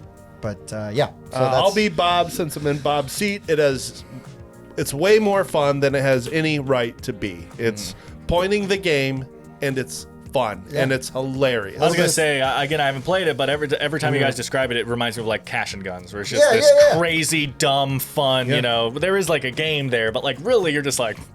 Yep. That's a very good comparison. It's really just the interaction you get with other people that just makes it so fun. Because you and the same person point at the same tile 4 times in a row, and neither of you get it, and then one of you finally gives, and then the other person gets it. You're like, why? It's even better when 4 people keep pointing at the same tile and nobody's getting anything, and you're like, I'm not gonna break. I'm always pointing for this, and they're like, okay.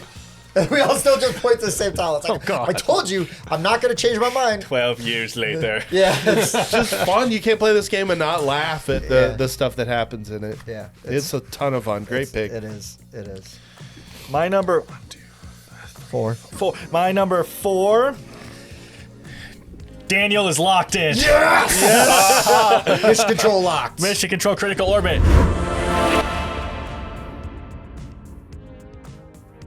And I, unlike these yahoos, actually played it for the first time in 2023 because they did not they did not allow me to play it in 2022, so it belongs on my list. This is true. Dan, you stand in the corner and watch us play and have a good time. This is also a really fascinating thing. So again, like how I said, my first play with Sky Team was with you, and I was like, don't remember that. My first play of Mission Control Critical Orbit was on June 21st with Bob, Emily, and Sam. So that's who I played it with the first time, but I have played it many, many times since then. This is one of the best cooperative games ever made, and I do say that with this tiny bit of pride, knowing that I was trying to design the exact same game at the time they came out with it, and they beat me to it because they have money and dignity. But yeah, I was like, oh man, I was working on that. I hope it's good, and I played it, and I was like, this is an A+ game, guys. It's freaking the communication in the game is just so fun. Hearing all these things, Cologne locked in, Cologne gets a star, Cologne unlocked, Cologne locked in, like mission control locked. It's so good. I love this game. Or when the stars start chaining, like you get a star. Okay, you get a star. You get a star. Well, everybody gets a star. Oprah. Do I have to pay taxes on this star? Because man, I don't want it. Yes, because we live in Indiana. I'll have some paper sent over. But yeah, Mission Control Critical Orbit, guys, do not miss out on this game. If you want a game now, yes, 4 players, and real time. These are things that are gonna hit people. I just don't care. Check it out, play it. A+ of a game. They have bots to play with less than 4. We just haven't They tried do. I haven't tried it yet. I have read, over the car. Like I've looked at the cards and I've seen how it would work and everything. It's such a fast game that I don't see anyone turning it down. Just get 4 people to play it. So. Yeah. Share the love. It's literally 20 minutes max, and that's worst case scenario. Okay, 25 minutes with teaching. Sure, that's like true. the most tense 20 minutes in gaming. Yeah. Mm-hmm. All right, my number 4 is from Restoration Games, which has been hitting it out of the park in my opinion. Thunder Road Vendetta.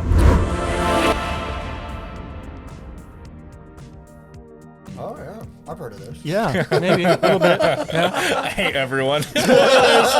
Spoilers. This is. I wouldn't say it's a racing game. This is Bumper Cars, the game. Right. If you're racing this game, you're playing it wrong. So everyone has 3 cars, and they have different abilities. You can choose, not pilot, driver, and the drivers have different abilities. And you are, going on this crazy route where there's, pitfalls and walls and all sorts of things. And falls and ramps. Falls. Yeah. And running in helicopters, balls. sometimes twice in a row. Everyone has off of a ramp. helicopters. I forgot about the helicopters. Don't forget the helicopter. Yeah, and so everyone, you're rolling dice and you're assigning them to do the different things with your different cars to try to get ahead. The cool thing about this game is that when you run into somebody, you have these 2 dice that you roll. One of them's, you put your car on top, and then it tells you the car on top or the car on bottom will move in this direction. And then if that moves into another car, you do it again, and it's just bump, bump, bump, bump, bump, bump, bump, spit out. It's so hilarious. You just accidentally did the GameCube intro. I did.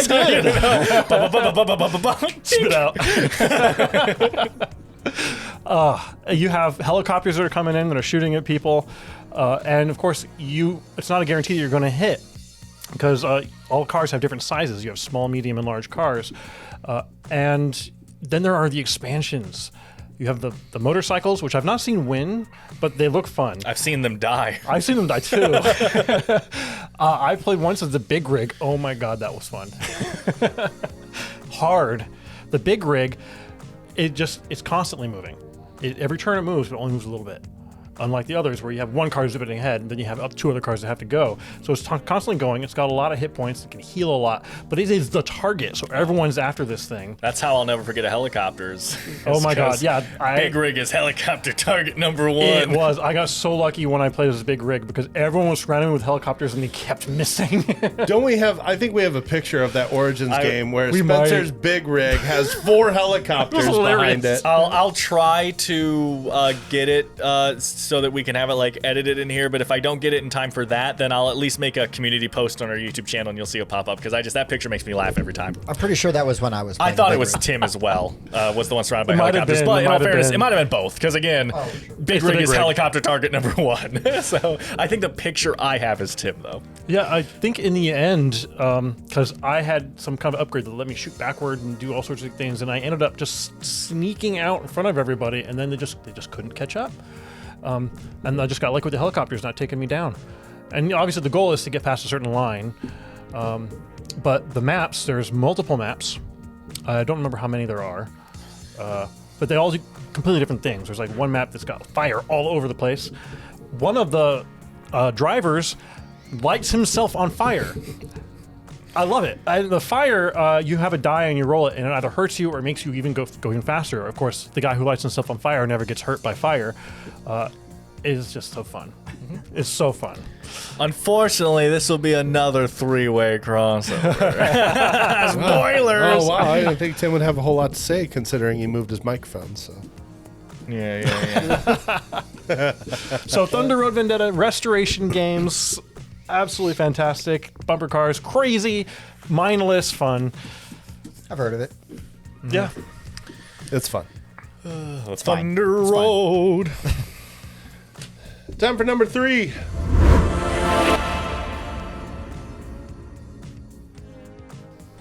My number 3 is a 2-player game. It has become one of my favorites. It's Splendor Duel.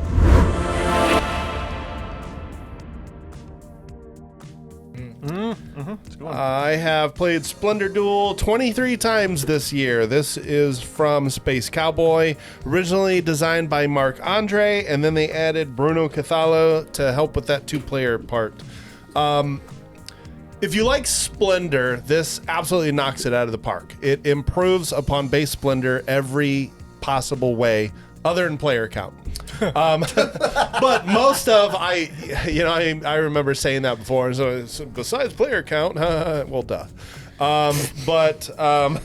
You're insulting your own joke. I'll beat you to it. Yeah, I'll beat you to it. So anyway, so the thing is, I enjoy Splendor. If you enjoy Splendor, I think this is knocks it out of the park. The majority of my plays of Splendor have been at 2-player. There's no reason I would ever go back and play base Splendor at 2-player. It just improves everything. So in base Splendor, simple set collecting, engine building tableau game, and you're just taking chips that match colors on the cards, and you turn those chips in for cards. When you buy a card, the chips go back to the regular supply so that you can add those chips back whenever you need them. In Splendor Duel, the chips are not regularly available in a supply all the time. They're put out on a 5x5 grid, and you can take up to 3 chips on your turn, but they have to be adjacent to each other. And so as more chips are taken from the board, your options start to get more limited. You may not have the exact 3 chips that you need adjacent to each other. Maybe you can only take 2 chips on this turn. When you buy a card, the chips don't go right back onto the board. They actually go into a bag.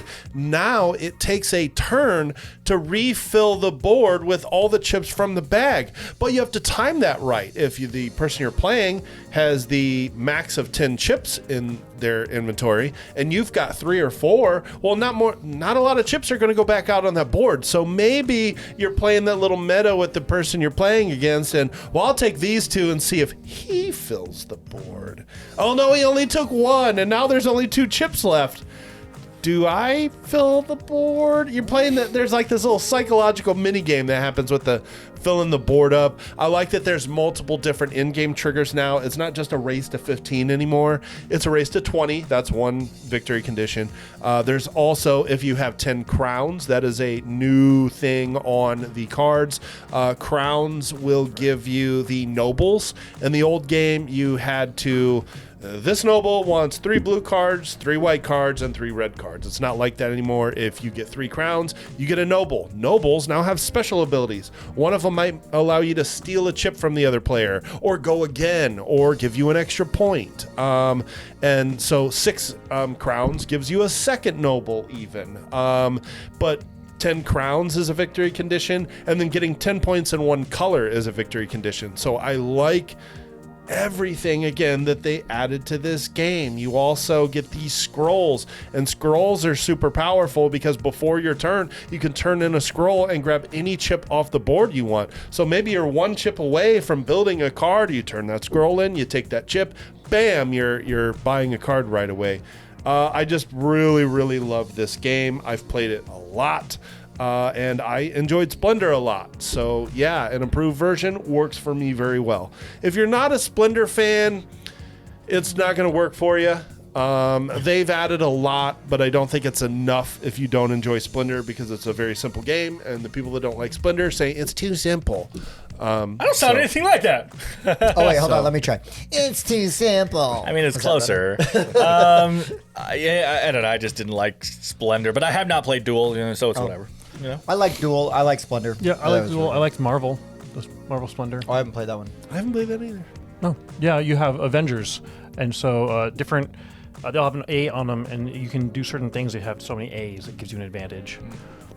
A is also for Avengers. I think they added some of the stuff too. that they added in the expansions, the Cities of Splendor expansion, and they kind of incorporated those things into Marvel.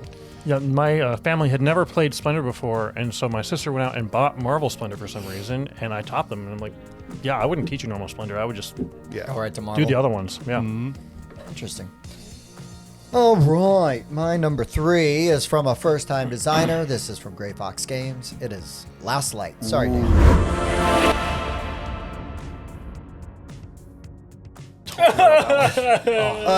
He's sad because he hasn't played it yet.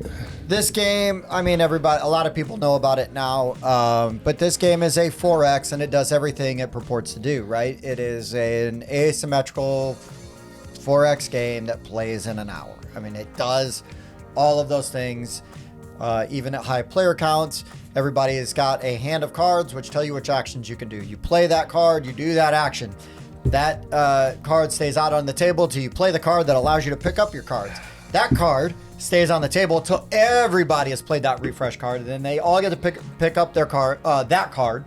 And then the board moves, it rotates. So there's 2 circles inside that rotate. So, it's really fun. I'm moving all my ships over here. And now, next thing I know, they're all the way on the other side of the board, universe. And I'm like, oh no, like I'm kind of exposed over here, because there's a little bit of battling in there as well. A little bit, yeah. Just a little bit. A lot. The tech trees are really fun. All of the actions feel very satisfying. I never feel like I'm taking like a wasted action. Now sometimes you're like trying to prolong picking up that last card, or playing that card to pick up all your stuff. And sometimes you're like, I need it right away. And there's strategy with that. And I've seen it work both ways. And it's just really fun. They did a really good job. I have the deluxe version. It looks great, except for the asteroids. That's the worst part of it. But I painted them. They look a lot better now. But really good game. Does exactly what it tells you, what they said it was going to do. And Roy Cannaday really knocked it out of the park. I mean, he crushed it. I know it took him a long time, years of development and play testing and stuff. And I mean, the dude is surrounded by a bunch of pros. And, obviously they felt like the game was good enough to say, hey, man, you should publish this. And they were not wrong. It's really good. It's my number 3. It's great. It's so combat heavy. Just constant interaction with other players. I love that. But it's not like if you lose a battle, you're out of the game. So yeah, you can easily catch back up. I like how in the middle you have the star, and you get points for being there at the end of turn. So of course, that's where all the combat's going to center. It's going to be great. Yeah, all the epic combats of people that are defending that middle circle. It gets pretty epic. Dear Diary, they brought it up again.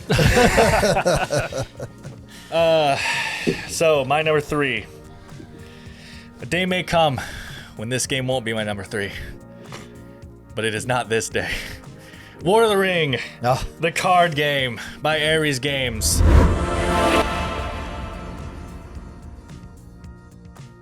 We played this game for review on March 26th, so the first time that I played it would have been like a week before that to learn the rules. This is a Lord of the Rings card game where you are playing as different factions, and you have an discard mechanism for taking actions. You have to discard a card from your hand in order to play cards. To play cards, you are basically either putting them out at locations for fighting, or you are putting them on the quest, the path, I believe they call it, and different characters. It is one of the most, you guys always talk about Star Wars Rebellion being like the best IP game. I think this game is probably the best IP game ever made. They nail it. The way that the cards work, the way they work, is a stroke of genius. Not only like do they have abilities that are super thematic and stuff like that, but literally the cards can only go in certain locations because of where they were in the book at the time, and they can only be in your deck if a certain thing has happened and stuff like that. So and you can't play Aragorn. Right. Well, you can't play Strider if you've already played Aragorn. Right. The classic example is early on in the game, you have Strider, right? And and Strider can go along with the path. He's not out fighting in the war, but he's helping the hobbits, so he's really good at the path. The second you play Aragorn, you have to literally banish Strider from your deck. Strider doesn't exist anymore. You now have Aragorn, and Aragorn's good at fighting. He's the general. He goes out and fights.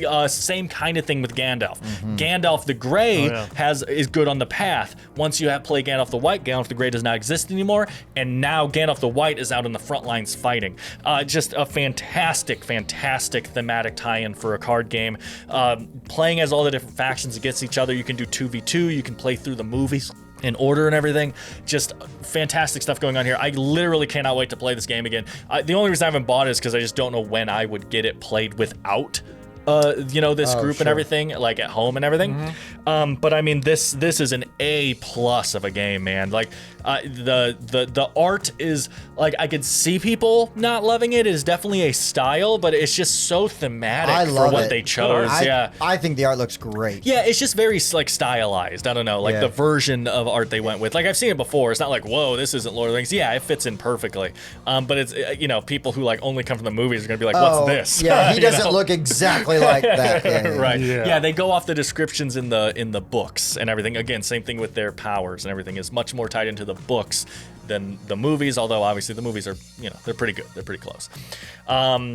Just a fantastic game. If you're a Lord of the Rings fan, it's an insta buy. But honestly, if you just like good games, it's a really good faction. It is really good. It is really good. All right, my number 3, Star Wars deck builder. Or deck building game, sorry. Hey, look at that. Yeah, wow. I mean, I do like Star Realms quite a bit. I very much like how this changes up the whole thing, the being able to attack different cards in the market and getting something out of that. So if Darth Vader comes out and I can kill Darth Vader and get resources out of it. And so that gives your opponent an incentive to just try to get him out quickly. Or, of course, did he buy a Jawa? Oh no, he bought a Jawa. I don't want to kill Darth Vader right now. Right. There's just so much thought about it. There's all the different bases have different powers, and those powers can very much change your strategy. I like the game a lot. I want to play again. I mean, it's my number 3 yeah.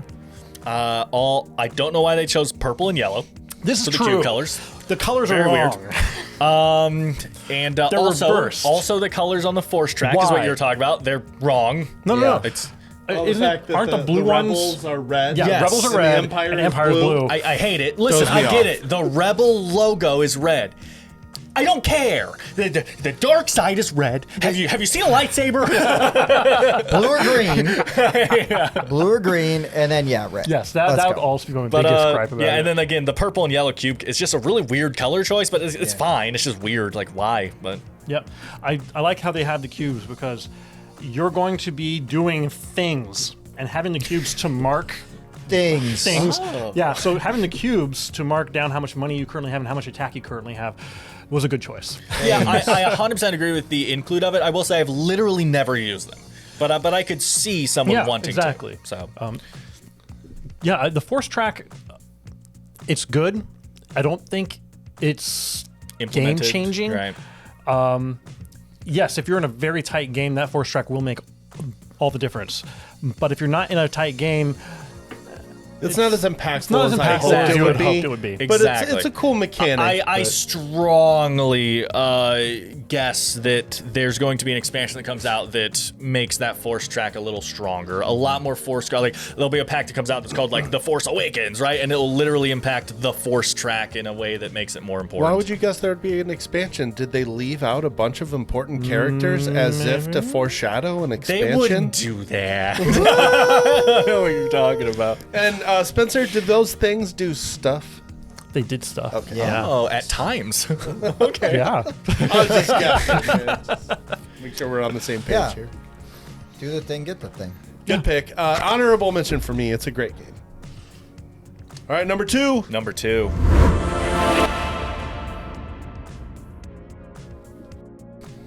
My number 2, fitting, is now my all-time favorite 2-player game. It's Sky Team.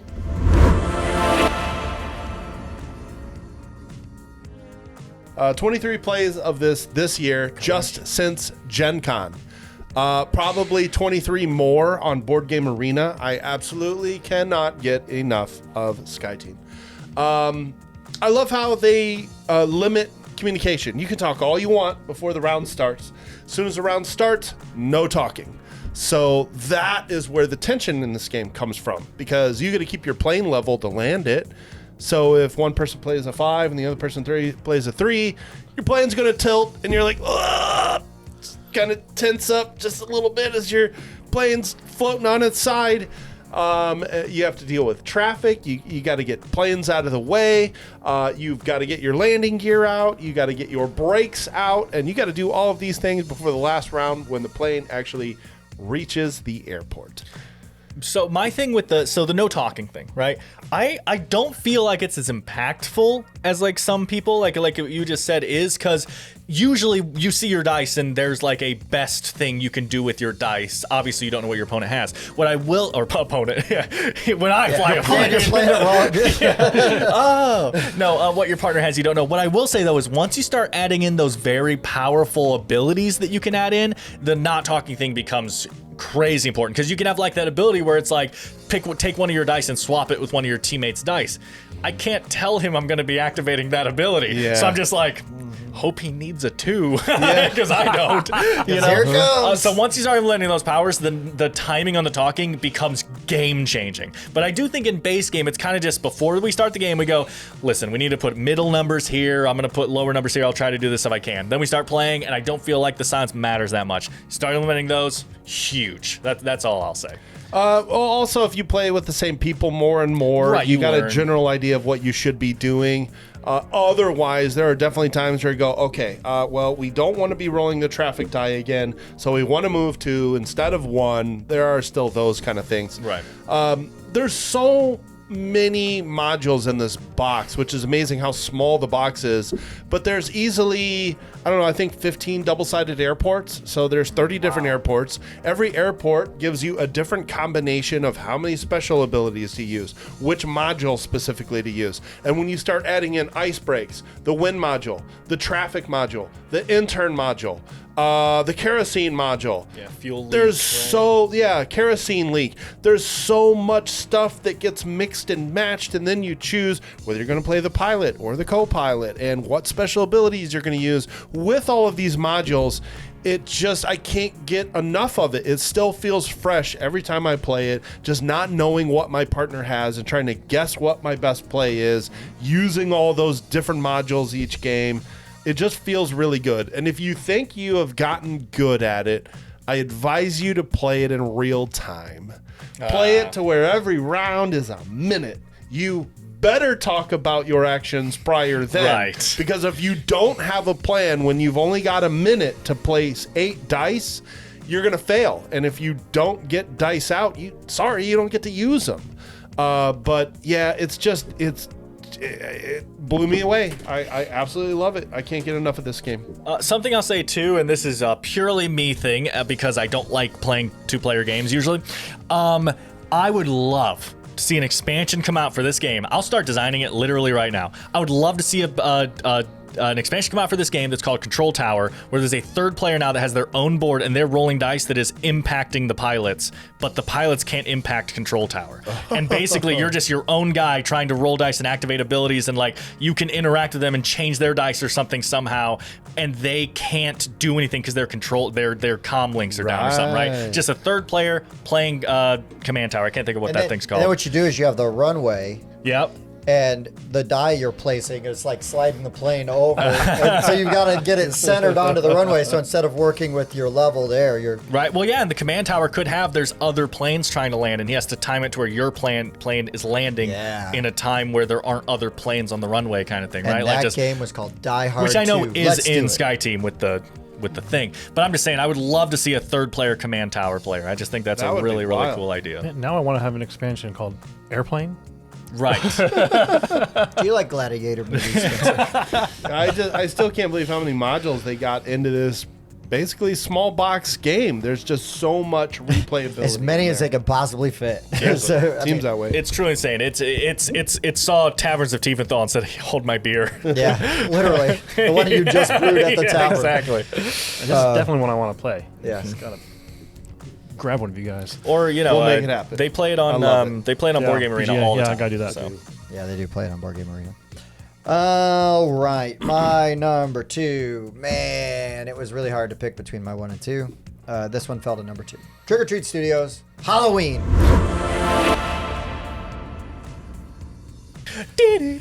Holy crap. Like Dan, this is one of my favorite horror movies of all time. But they really, really, really, really did an amazing job of capturing the feeling, the suspense, the tension. When you're moving around, you know that Michael Myers is somewhere in one of these 4 houses, down one of these streets, and you don't know where. This is a game, kind of like my number 1, where it constantly gives us stories every time we play it. We talk about the game, it comes up, and we start telling stories about what happened to us in the game and how it was bananas. And I just love games like that. That's what, one of the reasons I love board games, and loved role-playing games is all the tall tales you come out of, with playing this. But this game does such a great job. I really wondered how you could make a game like Halloween just feel so tense. Like, could they pull it off? And the fact that they did, and they did it so well, and but still felt very thematic and true to its core, like what it is. Man, just what a great time. I have never played as Michael Myers. I can't wait to play as Michael Myers and try to scare the hell out of you guys. But yeah, just super fun. I love this game, obviously. It's my number 2. Emerson Matsuuchi, Trick or Treat Studios. They did a great job. They did a great job. Everything about this game I 100% love. I kind of want to get the minis for this, but the standees work perfectly. The standees make it feel like a game from the late 70s, early 80s. 100%. It feels purposeful, and it also got the price down, I'm sure. Yeah. I will say, sure, if there's one negative about the game, is that the components don't look great. They're not bad quality. They just look old, and I think that's purposeful. And the fact that you can get miniatures, right? It's like, here, all you modern gamers, here you go. Yeah. But it looks vintage in a way, right? Yeah. Yeah, and if it wasn't deliberate, what a happy accident. But it feels deliberate. Well, plus the simple fact that being behind somebody, in front or behind, is a very important mechanic in the game. Sight, and the fact that the actual standees show a front and the back of the character. I like how that works. Stressful. I love it. Oh my gosh, it's so much fun. It's really good. And again, the experience I had playing against Dan as Michael was completely different than playing as Bob, and it was really fun to sort of see the different play styles. Well, they had Bob as a playable character. Playing against Bob as Michael Myers. Just checking. Yeah. And just the too easy. It's super fun. I just love this game. I will never not play this game.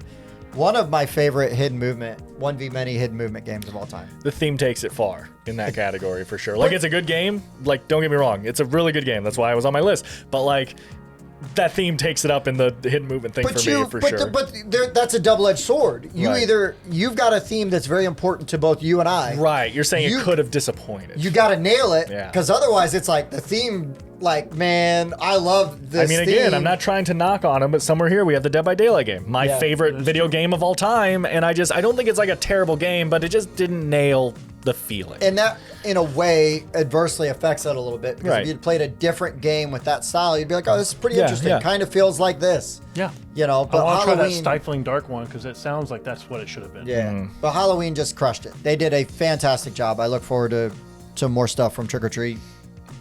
And as long as they're going to keep doing movie IPs and stuff that I love and they're fun to play, great. Let's go. My number 2, Halloween. Okay, so my number 2, you've heard me talk about it before because they're not only my top 2 games of 2023, but they're both in my top 3 games of all time. So they're fantastic. My number 2 is Circadian's Chaos Order.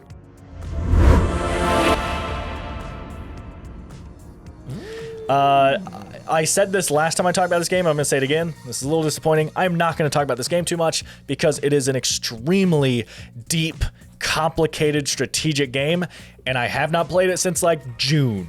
So I don't fully remember it. I'm sorry. I just know that it freaking blew my mind when I played it. Is it heavier than Ahoy Kitten, or can you point at things? Tim, I'm not sure you can pronounce circadians, let alone understand the rules of the game. Cicadas.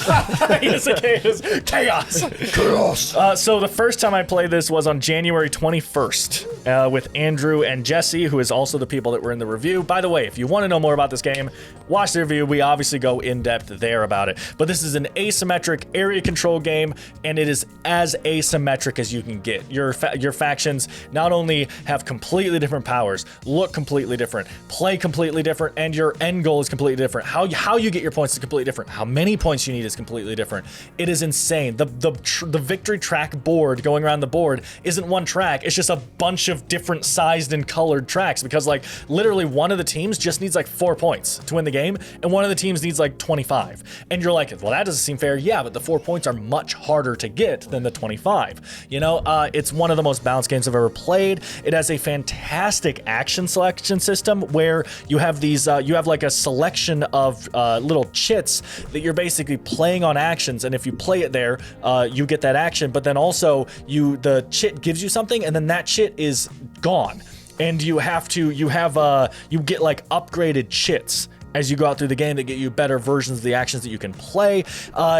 Literally, I am not going to do this game justice explaining it because it is one of the deepest, most complicated games I've ever played. It's also the Garfield game. The designer, Shem Phillips. It's also, he is technically not I think is it a Sam McDonald game? I think it's a Sam McDonald game, but Shem Phillips was like a liaison. He basically like helped come up with ideas while they were workshopping the game and everything like that, because Shem Phillips is a gem to the industry.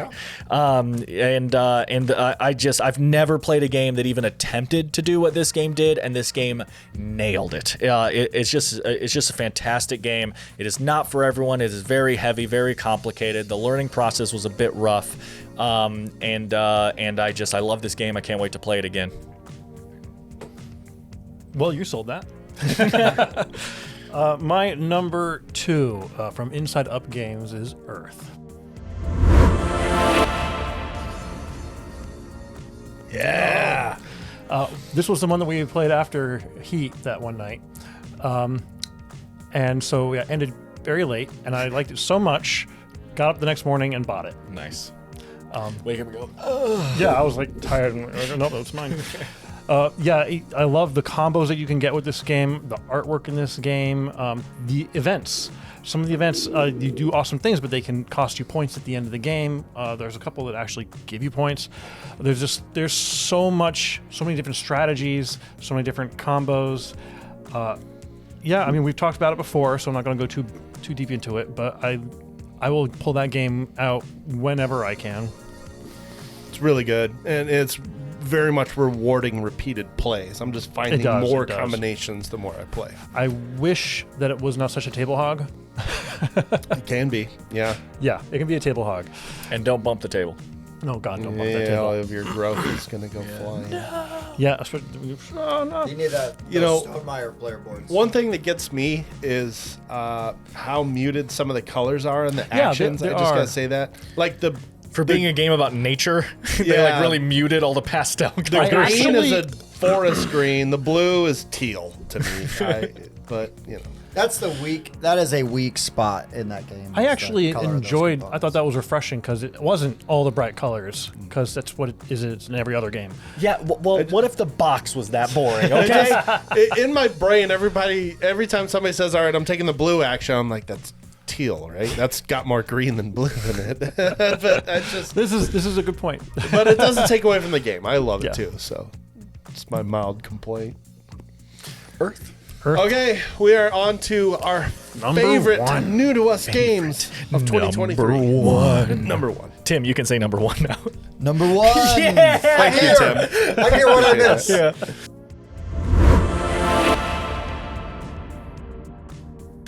All right. My number one is of no surprise to anybody, except maybe Spencer didn't realize I had this one so high. Cubitos. My number one is Heat, Pedal to the Metal. What? Very nice. Has anybody talked about that yet today? No, not yet. Dan, you talked about it, right? Have 23 plays of this game. I bought it early in 2023, and it's been on the hotness ever since it came out. Because you bought it? I think it, yes. Oh. I think it deserves all of that. It's not my favorite racing game, but it is up there, and I just happen to love racing games. I think the hand management in this game is just absolutely genius because you start with heat in your engine. You need to spend that heat because it's going to give you some bonus movement. You might be able to boost and draw an extra card on your turn that'll move you farther. You also need that heat if you go around a turn too fast because you have to spend heat depending on the difference between your speed and the corner speed. So you need heat in your engine for flexibility on those turns, but you want to spend it to get those extra boost actions. And it's that hand management, that ebb and flow of heat going from your engine, getting shuffled into your deck, and then seeing a bunch of heat cards come into your hand. You're like, oh my gosh, I can't play any of these, and I'm in fourth gear, and I can't cool down and get rid of them. Yeah, isn't there a forced shift down? Like garbage. It happens though. Like I've had times where I just like blew all my heat, and I got to the very last turn, and I needed to play 4 cards, and I could only play 3 because the other 4 were heat cards, and I didn't move on the last turn of the game in the lead, and somebody passed me and won. Wow. But there's just so many games I find like that when I play this where it comes down to the last turn, the last card. And just seeing how different people play it. Some people are really conservative about their heat and barely want to spend it, feel better, almost cozy with those heat cards in their engine. And then you play guys like Jason, and he blew all of his heat within like the first, oh yeah, we're boosting again. And oh yeah, we're going to fly around this turn. Well, it also depends on those things that you draft for. Some of them really help. They were like, yes. Well, now I have no problem with heat because I have ways to deal with it. Yeah, repeated plays really reward you because you'll see different strategies kind of start to unlock. It seems really obvious. Play your highest cards because you're trying to move as fast as possible. Not really. Sometimes you're playing your lowest card so that you can get a slipstream and then save your highest card for after you're already around that person and you can create separation. But then when you play it more and you start using those modules, you start the game with the garage module, so you do a draft and you're going to get to draft 3 new cards that go into your deck that can very much change how you play it compared to the base game. I may want a bunch of cards that have high numbers on them that actually make you burn heat to use them. The base game only gives you 5s, but there's cards in the module that go up to 8, but you're burning heat just to use them. There's others that actually have cooldown printed on the card, and so hey, I got a 3, but I can also get that 1 heat out of my hand. Those kind of variances really shine when you play this game more. The weather module's cool because then it changes every turn, has a different sort of modifier to it. And the fact that you can play a championship mode where you play 3 races in a row and then give people a score based on how they place. This game really, really works for me and what I like in a game. So it was an easy number 1 for me. Nice. I was thinking, what would make Heat better? What? Bumper cars? Take note. Oh boy, I already know what's coming. What makes it better is you put guns on those cars. Yeah. You put it in a post-apocalyptic world, and then you race, but you're not really racing. You're just trying to outlast everybody else. Because my number one is Thunder Road Vendetta. Yeah.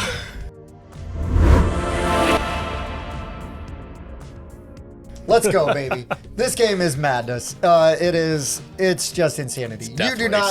You cannot play this game and expect to have a well-formulated strategy. No, there's no strategy. Because you can. I will be dying by the end of Yes, pretty certain most people win this game by not being the last one to die. I've never seen a race completed. You have to get through one time. You have to get through 5 tiles to do that, and every time I have seen it is because when somebody gets eliminated, then it is the first player to finish the current tile. Okay. So I've never seen anybody get through all 5. Yeah. And I don't think you got through all 5. I think you got through 4. I dropped off and killed half of the people. Yeah, you just including you drop the finish line tile down as soon as someone dies, so it doesn't. Yeah, it's great. That's the end, and that also keeps it short and sweet as far as player elimination. Fantastic. They did so many things right with this game. This game is bonkers, but it's so much fun. You can't even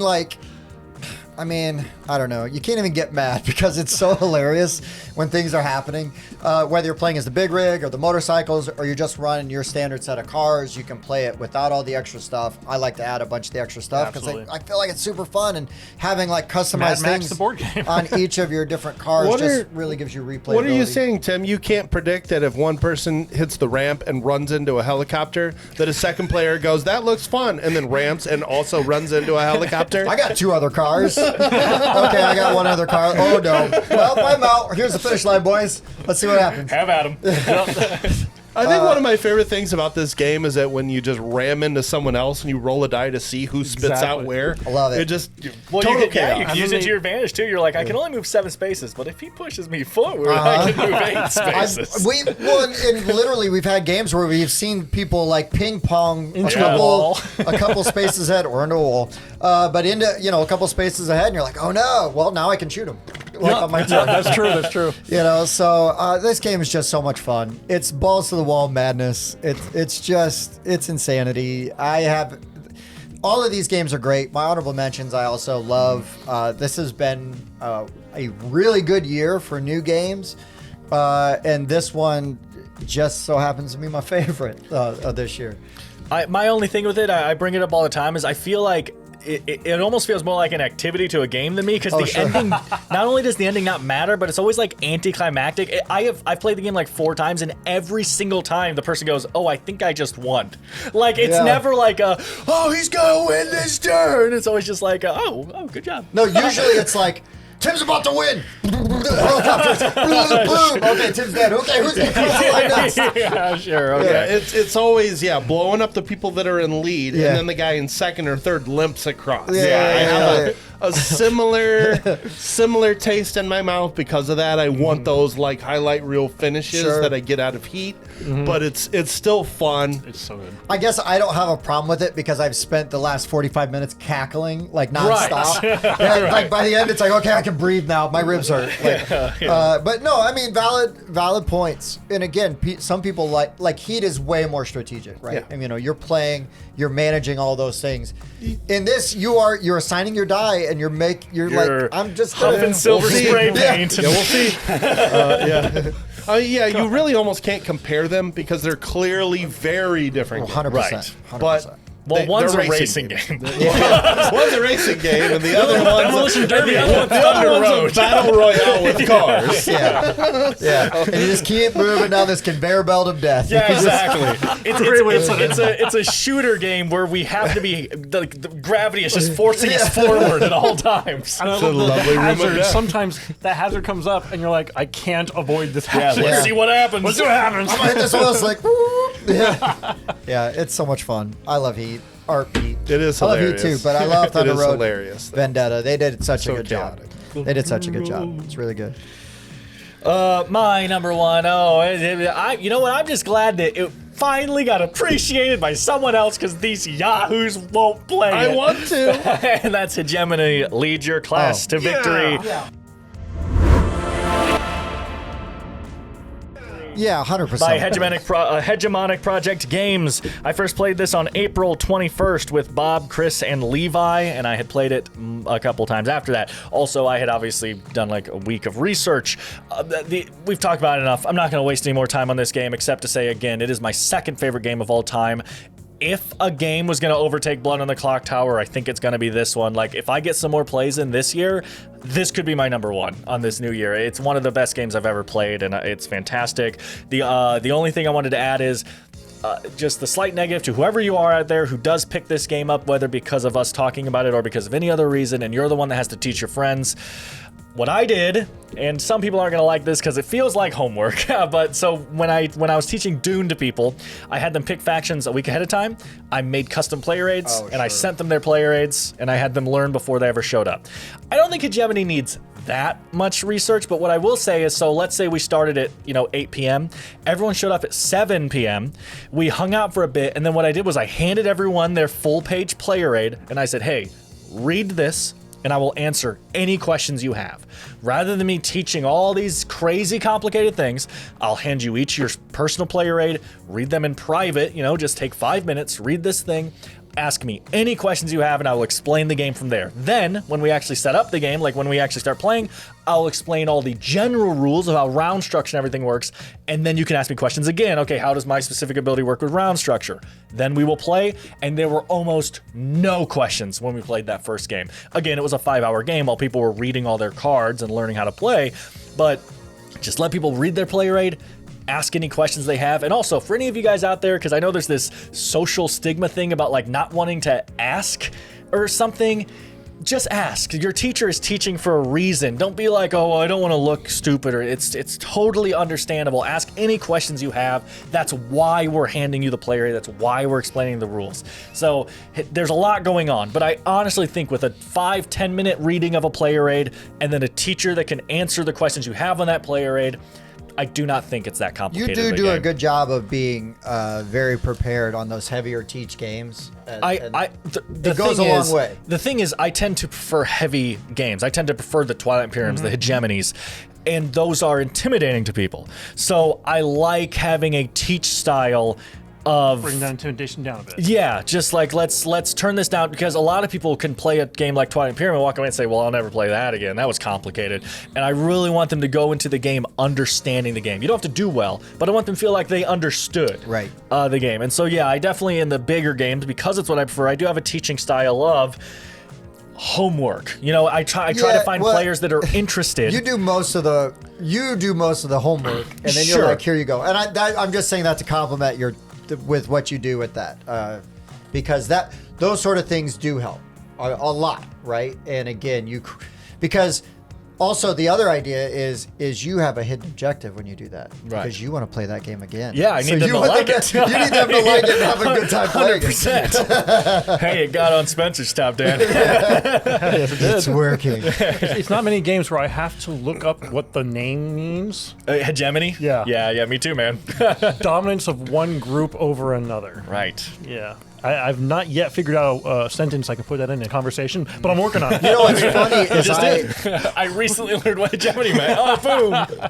I ran a Star Wars Saga Edition role-playing game campaign, and everybody started off in a prison that was called Hegemon because of and the prison had a caste system.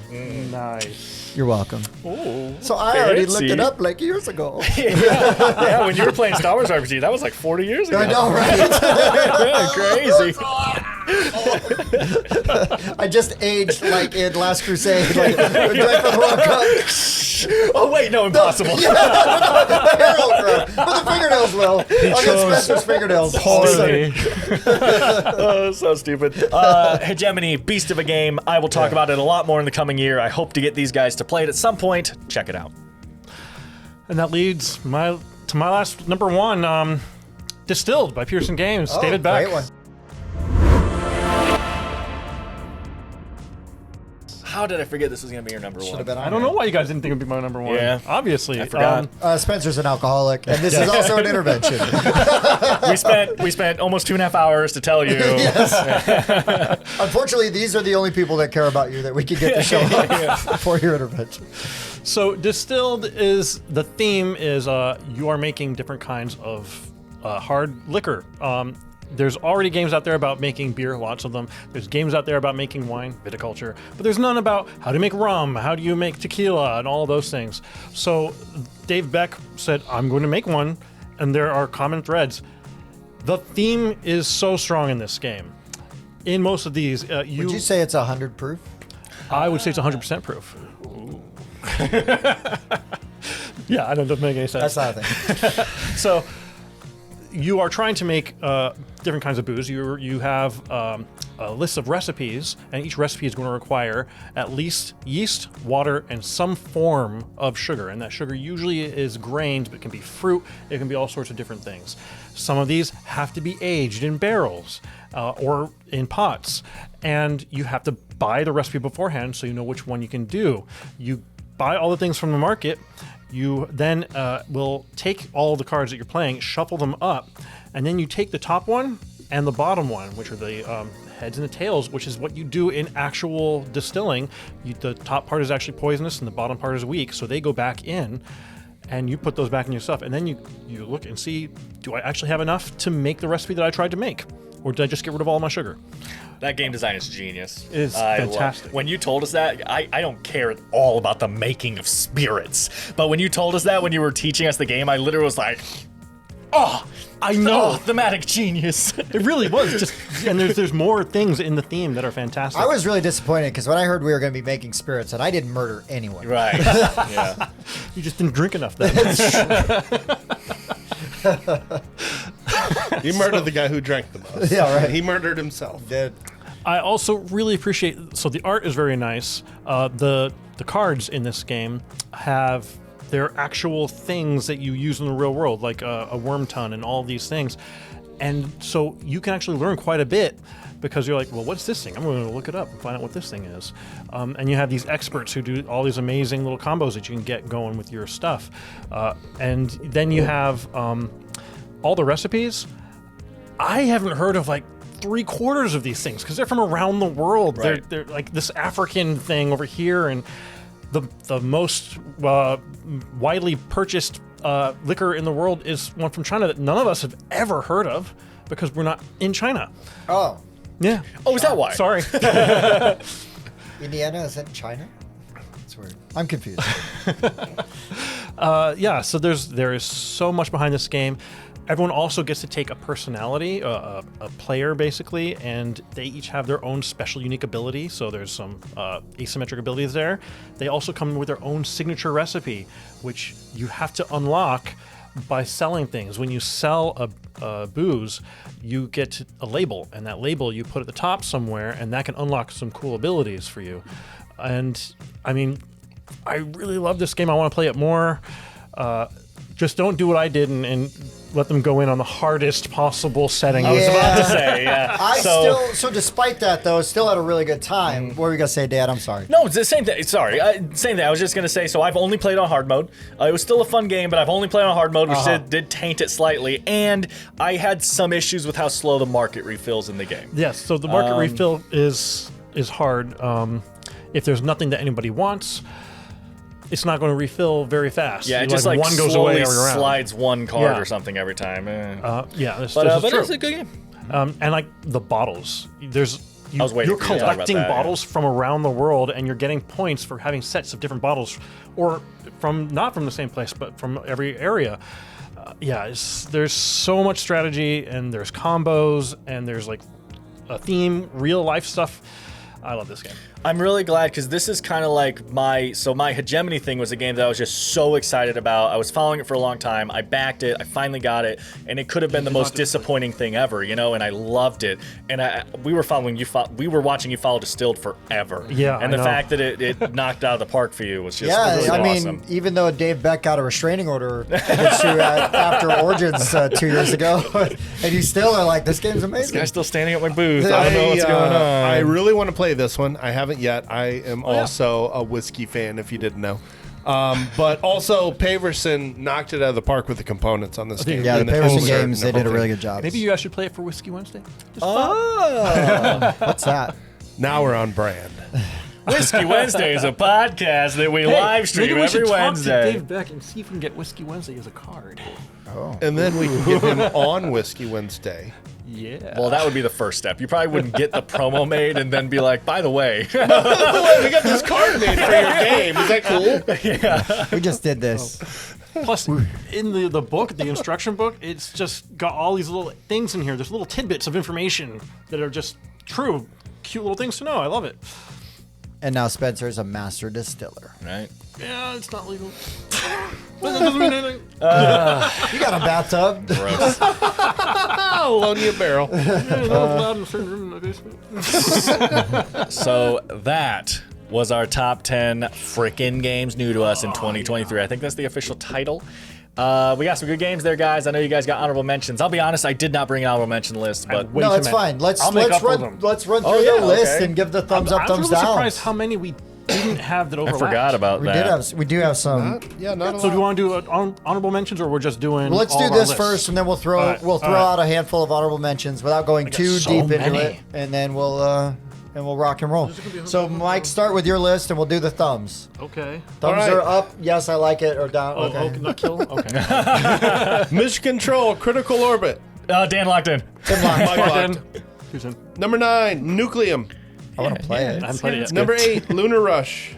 I have Number 7, Resurgence. I haven't played it yet. Number 6, Earth. Number 5, Marrakesh. Number 4, After Us. Number 3, Splendor Duel. Number 2, Sky Team. And number 1, Heat Pedal to the Metal. All right. My number 10, Reality Shift. My number 9, Artemis Odyssey. Number 8, Potato Man, Dan. Number 7, Heat Pedal to the Metal. Number 6, Raw. Number 5, Mission Control, Critical Orbit. Number 4, Ahoy, Kitten. Number 3, Last Light. Number 2, Halloween. And number 1, Thunder Road Vendetta. I've learned Tim doesn't like playing games with me. He only played half of those. Oh my golly. Ready for this callback again? It's funny. Number 10, Pokemon. Number 9, So Clover. Number 8, Sky Team. Number 7, Star Wars The Deck Building Game. Number 6, Halloween. Number 5, Resurgence. Number 4, Mission Control Critical Orbit. Number 3, War of the Ring The Card Game. Number 2, Circadians Chaos Order. And number 1, Hegemony Lead Your Class to Victory. Yes, I appreciate it so much. Okay. All right. Oh, wait. There'll be a bunch of these. There's gonna be a with bunch of these. Spencer. Yeah, I know. Sorry. No, it's your list. My number 10, Tamashi. Number 9, Heat. Number 8, Hegemony. Number 7, Wizards of the Grimoire. Number 5, where is it? Number 5. I lost my spot. Above The 6. Literati. Oh, yeah. Number 4, Thunder Road Vendetta. Number 3, Star Wars Deck Builder. Number 2, Earth. And number 1, Distilled. Don't know. Want to play that one? We got some good games, a lot of don't know yet. That's all right. Yeah. That's the fun thing about these lists, right? I'm making a list of things I need to play from this list. Yep. You got some honorable mentions? I Bust do. through. When you're pulling from a list that's 133 and you got to condense it down to 10, it's like there are loads of good games that I did not get to put on this list. I would guess like 123 about. Yeah, there's a lot. So I'll try to not go too crazy. Longboard from 25th Century Games. okay. This is a filler by Reiner Knizia. It was originally Lost Cities, a card game. This is really the 4-player version you didn't know you needed. I think it is fantastic. Lots of good player interaction. Only takes about 20 minutes. Community goals, building cards in ascending order with a surf theme. It's really good. I didn't know this was a remake of Lost Cities. That's what you just said? It's really just a 4-player version of it. I literally kind of didn't a- notice. I've played both, and I just didn't notice. Okay. Just playing those cards in ascending order Right, is sure. really the mechanic stolen from that. I like how there's interaction in this. You put cards into a build area, and other players can steal those cards from you until you build them in your board. Hey, you're giving it top 10 time. Yep. You need to- Yeah. You need to just, these are honorable mention time. Okay. Vigilante. Oh, yeah, so that was good. a good one, yeah. Designed by Reed Muscala. Great game. Have an awesome story. for more. Superheroes. Hidden Trader deck builder. Hidden trader. Oh, I wouldn't know. I'm not allowed to talk about it. Witchstone. This is another Reiner Knizia game, but it plays like a point salad Feld game. You're putting polyominoes out on your player board, but the more of the similar ones you can put together, the stronger the action gets. You're moving the witches on the board. Yes. Okay, I have played this. Okay. Yep. Witchstone is pretty good. We did play that at my house, actually. Yeah. I finally got to play Hadrian's Wall, which was really good. Very crunchy, roll and write game, flip and write, really. And new to me this year was Mechs vs. Minions. I really enjoyed that game. Man, it's so good. It's a really good one. I really want to play that one again. I forgot. Hadrian's Wall is probably an honorable mention for me. I played that as well for the And first time. then a couple, just Last Light was an honorable mention for me. Ahoy Kitten was an honorable mention for me. One that you guys won't have is Darwin's Journey. This was my number 11, actually, and the fact that it didn't even make the top 10 is crazy. But I only played it once. I Right. need more plays to really move it up. But I With definitely... the Beagle. You got to keep it with the Beagle. You got to keep otherwise up with the it's only Beagle. So moving if the down. Beagle's at 8, you want to be at 7. That was close to my list. But Yeah, same thing with me. Same thing with you. I have only played it once, maybe twice, but regardless, I don't have enough in it yet to be It's up heavy, there. and Yeah. some of those, like, unless you've had that time to really like sink your teeth into, it's Yeah. hard to like really rate them unless they blow you away. Yeah. I enjoyed it a lot, but it didn't That's- like blow me away. Like, oh, this is my number one. That's why Like I a wasn't gem. in Tim's too. Yeah. And then the last one that I'll mention is the Crew Deep Sea. I've always loved Planet 9. I finally played Deep Sea. It's even better. Nice. I thought you'd have Fossilis on your list. That's an honorable It's mention. an honorable mention. Fossilis, we are. Thank you for telling me of what I getting- missed. You're getting dinosaur bones out. oh man, why don't I know about this? Yeah, Spencer, you don't like dinosaur games. with the actual 3D built dirt thing, right? Yeah. I almost bought Holotype just because so I can get the chance to win an actual dinosaur bone. Sushi Boat, I really liked. That was fun. Yep. That was really good. Catnip Auction House from Reed. Oh, as yeah. well, I'm as gonna well. take that one Super off of mine fun. then. Bonsai is a great game from DV Games. That was very popular at Gen Con. After the Empire, I finally got to play After the Empire, one of Bob's favorite games. Got to play that with Evan. And man, what an awesome time to just be sitting at that table watching stuff go down. We were also playing it at the first time with some of the prototype expansion stuff. Yep. Honestly, I couldn't tell you what was part of the original game and what was, the Right. prototype, like just off of memory. But man, I had a really good time playing it. Really neat theme. A lot more fun to me than Empire's End. Sure, just because they have Empire in the name. Sure. Just they do the same I've thing. already heard well, people confuse Bob's like, them. well, it does the same thing. Like it's Does the same thing. Well, your empire is crumbling. Yeah, your it's walls being are- attacked. Yeah, but you can build it back up. Yeah. Anyways, Sky Team is definitely an honorable mention. Splendor Duel, definitely. Texas Chainsaw Massacre game, the one from Trigger Treat Studios. I've not played the Funko one, but man, that was really good. I really enjoyed it. I played Cubitos for the first time this year. Really liked that. Star Wars deck building game, 100%. Really good. Everdell Farshore, really enjoyed. Thought it was good. Pocket Paragons from Solus Games. I really like that 1v1. Oh yeah, that was true. Yeah, that was Rock, good. paper, Yeah. scissors. Really quick. Kind of battling game. Yeah, really fast, really fun. And then the last one I'll mention real quick is Campy Creatures. I played that for the first yeah. time. I want to buy that was damn fun. game. It was really good. It was. Mike, you played the Beast first? Every Yes. The best thing you can do right out of the gate is lose 3 victory points. yeah, great game. On camera. Anyways, those are just bust through a bunch of mine. As previously mentioned, I did not bring an honorable mention list, but just pay attention to me kind of nodding while Yeah. they're talking. And also, this just makes up for Mike liking to talk about board games. That's okay. There we go. Teamwork. Okay. So on my honorable mention list, this one's not only on there because I have not yet played a full game of it. Is Lords of Ragnarok? Oh, I haven't played it yet. Oh, I know. Oh, We're I'm playing so bad. itching to play it. Have you played it? No, like I said, I've not played a full game of it. Okay. 3 of us But you're backed saying it, you none didn't of us set have it up played and it. test it, though. yeah, Okay, I okay. started to. But nobody's actually played it. In No, our no, group. that's Yeah, why there's there's 3 copies. We gotta make that And Lords of happen. Hellas has been in my top 10 for years. I know. Continue.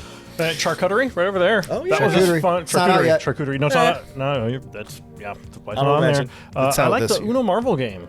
I did like the Marvel Uno. It does that Yeah, cool Ultimate Uno. twist on Uno that you're like, oh, this is a totally different game. Yeah, you're playing through your deck and you've got to win before your deck runs out. Super Yep. fun.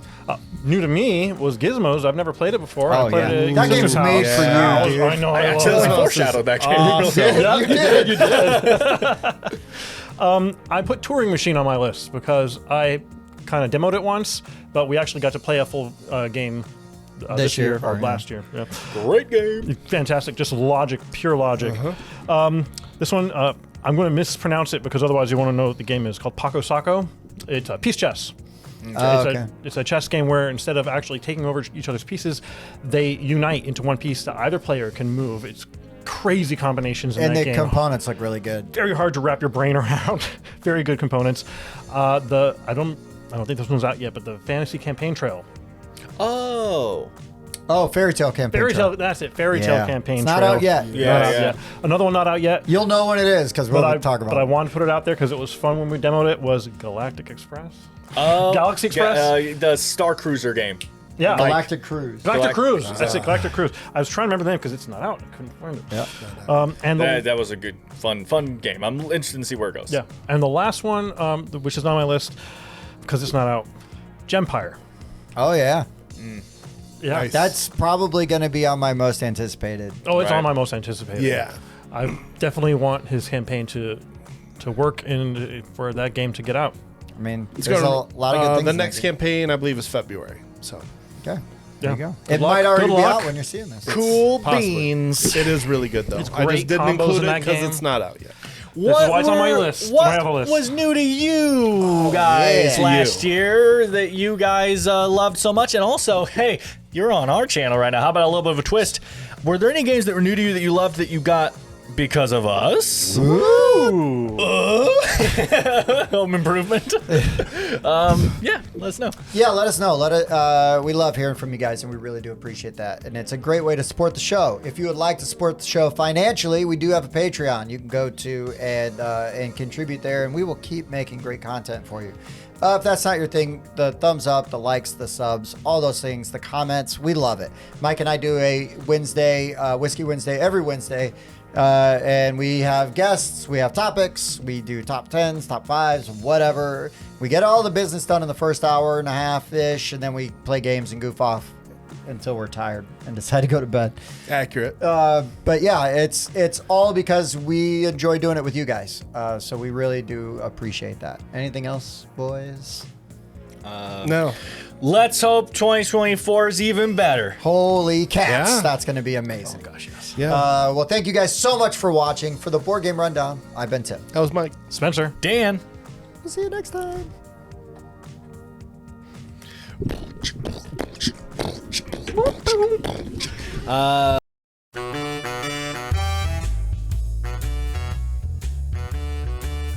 And you can say the title's only 3 words.